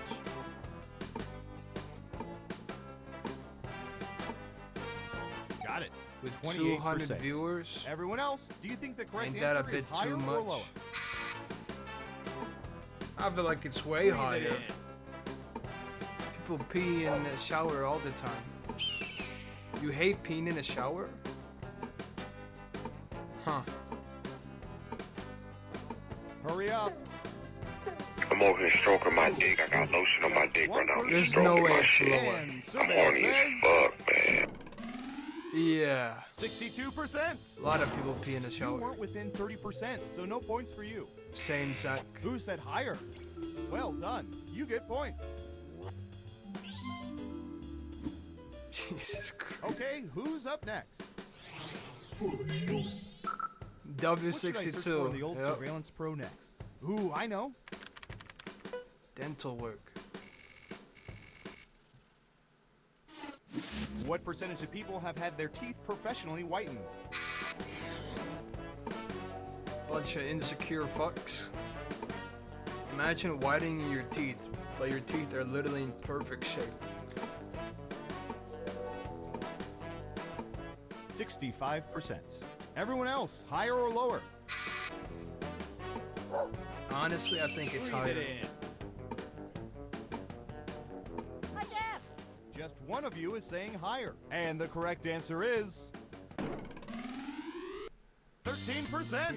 I'm actually thinking about having my teeth purpled. It's a look. You know what? Never mind. Right. I feel like people whiten their teeth all the time. Who's Never mind. Next? Breathe it in. Typey, typey. Mixtapes, hey, my fire mixtapes. What percentage of people IQ have for put a together second. mixtapes or other song mixes I thought people had specifically for diabetes. romantic interests? What?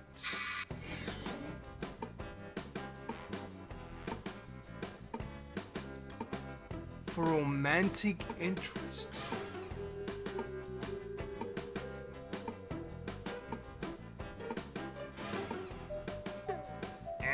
You're almost at 42%. Okay, higher or lower?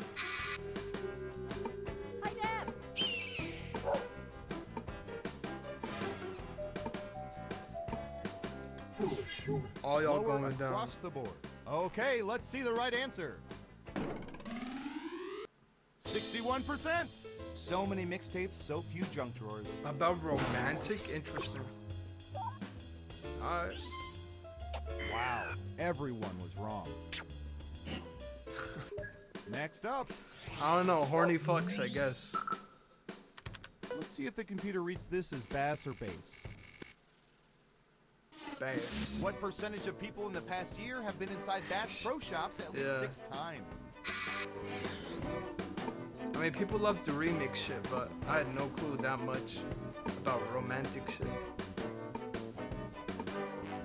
66%. Okay, higher or lower?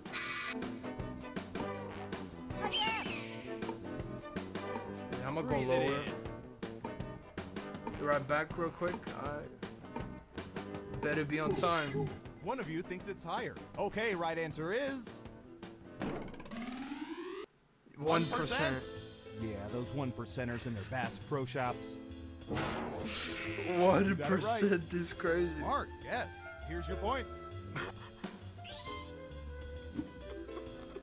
Okay, You're still who's at up 0. Poor Ooh, Saber. this is gonna be good. Fish eggs. Ugh. I hate calamari. Any fish. What shits. percentage of people have eaten and enjoyed caviar? What is with you? Eaten and enjoyed.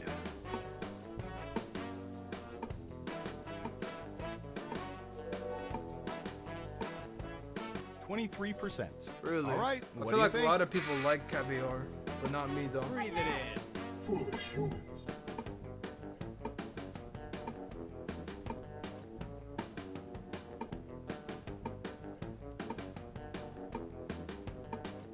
Zach? What do you think? Higher or lower? Oh, he didn't make it. Most of you are saying higher. And Surveil says 24%. 1% off. Can't do much better than that. Let's see who got it right. Nice job. I've got So some points for close, you. bro. Damn. Let's see where things stand after round 1. Breathe it in. Onward to round 2, where things work a little differently, but I'll get to that in a bit. Bro, what is someone deep throating? What? First up, I'm going to search for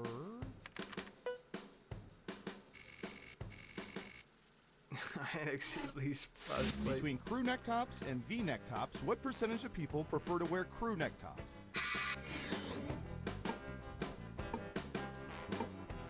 What did bro just say? What?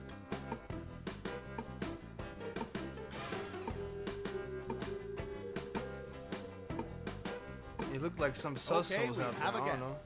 44%. In round 2, you can double down if you think the guess is off by 15% or more. Just pick much higher or much lower. Welcome if back. you're right, you'll earn double the money. If not, you'll get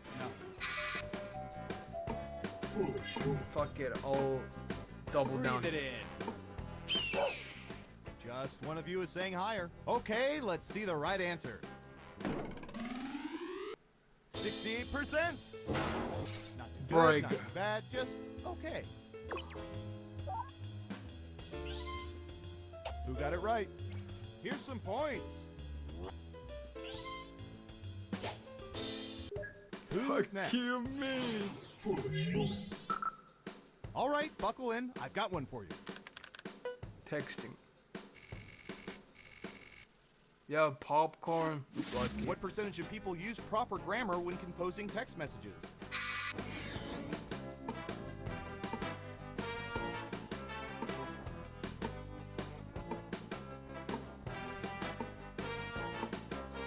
$65%. Really? What do y'all think? Higher or lower? I'm like much lower. Everyone is saying lower. Like correctly and the writing. correct answer is Your text. 86%. 2 words. Bold. Bunch of nerds. What the fuck? How's it 86? No one guessed correct. Bunch of nerds. Okay, who's up Oh next? fuck. Breathe it in. I'll bet our database has Lies, some yeah. juicy data. There's so many fucking kids fucking texting and shit. There's no way. What percentage of people have used a search engine to get information about someone before a first date? Ooh, what? That's creepy.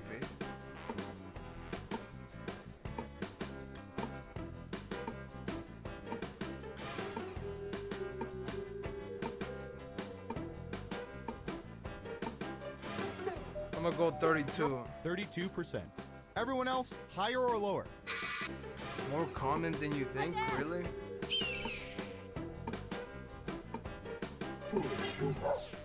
Only one of you thinks Let's it's see higher. about that. Now let's get to the right answer. 39%. I mean, I was close A though. little advice: if they're not on LinkedIn, they're probably unemployed and possibly Not homeless. really. Not that much off. Let's see who got it right. Nice job. I've got some points for you. You look up people. Next up. Yeah, before a date. All right, Surveillance Pro. What do you He's have on the for fucking this? internet. Sarah Psycho. On hold music. What percentage of callers prefer total silence to music when on hold with customer service? Ooh, some of those musics are like so shitty. Shit is cool.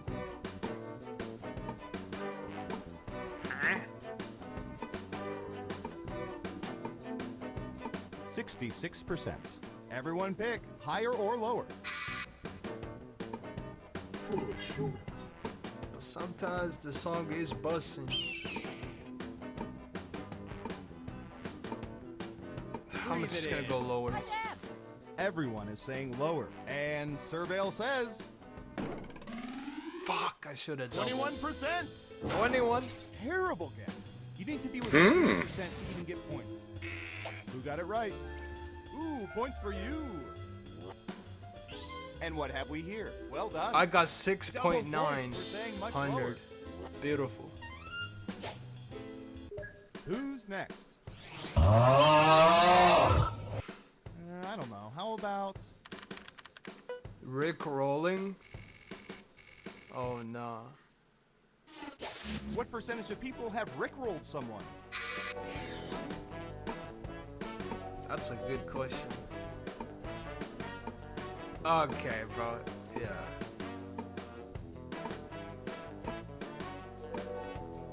%. What do y'all think? Higher or lower? Hi, Dad. Foolish humans.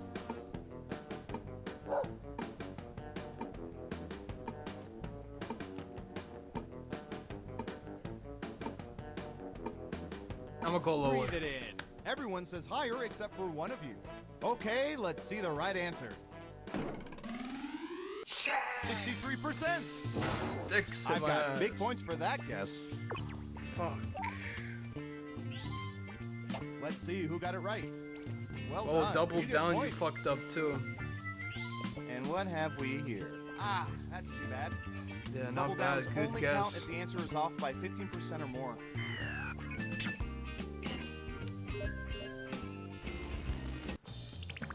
Uh-oh. Final round. time. By mining social media, we found the most popular answers to this question. In what language that they don't currently speak would most people like to be fluent? Now let's see the answers. What is ASL? You have 3 chances to pick the most I know, popular answers BBL. on the board. Ready, go!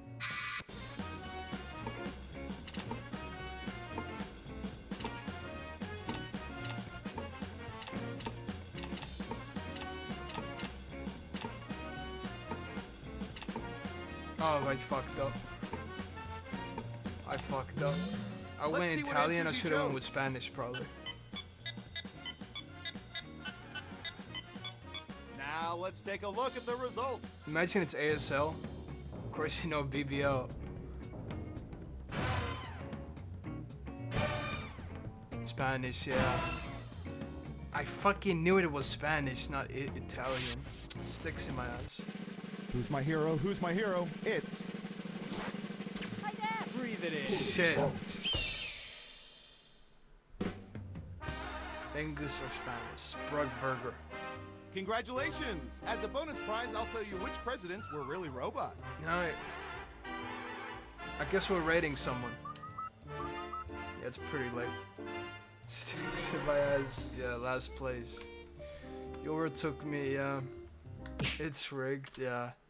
I low-key feel some of them were bullshit. Maybe they're outdated, I don't know. Whoever Brug's first is gay.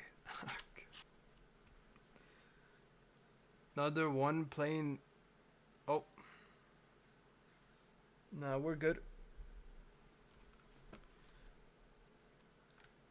Holy fuck! I'm coming! Lois! The Gara show? You're not that guy, pal. Trust me. You're not that guy. Football, soccer, FIFA, Premier. Shut up, bitch! Oh, hell no. There is so little time left.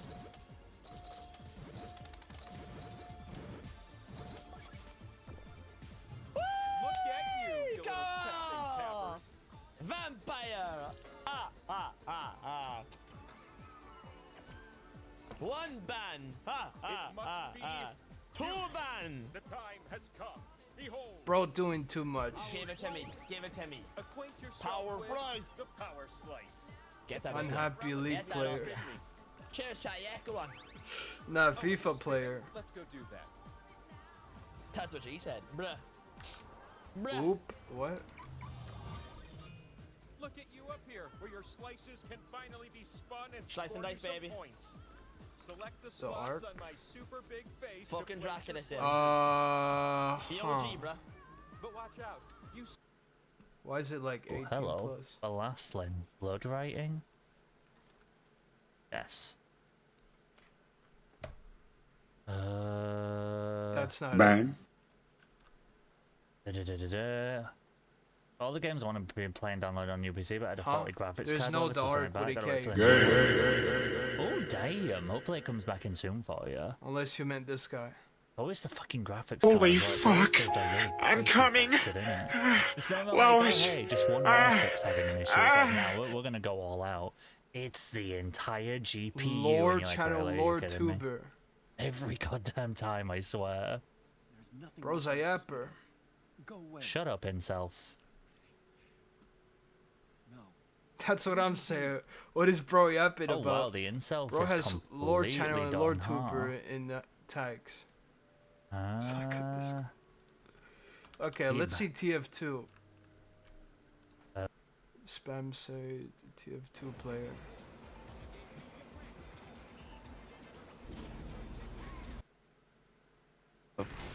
Dude, you would be fucking hired in a heartbeat if you were a chip shop around there. Fart beat. Dude, the moment I saw my inventory, it's just like, oh, hey, your casual match is ready. Pan. I'm gonna leave and go play Don't Starve to Death with my Yo, boyfriend. Pie! Okay. Pie! Have My- fun, Ian. Bye, Ian. Bye bye. Who plays random stream? Alright. I mean, that's pretty random. I'm gonna leave after this match. Random game.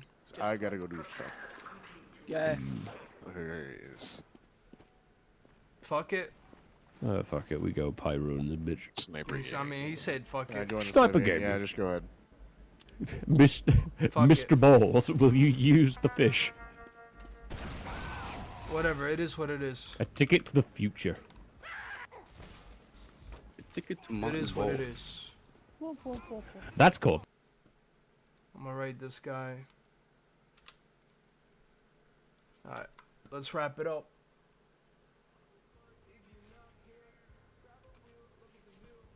As always, love all your mentals. You're not that guy, pal. Trust me. You're not that guy. I'm not that guy, but I am that fella. Hope you enjoyed your stay, and I'll see y'all tomorrow. And peace out and good night. Brug Burger Raid.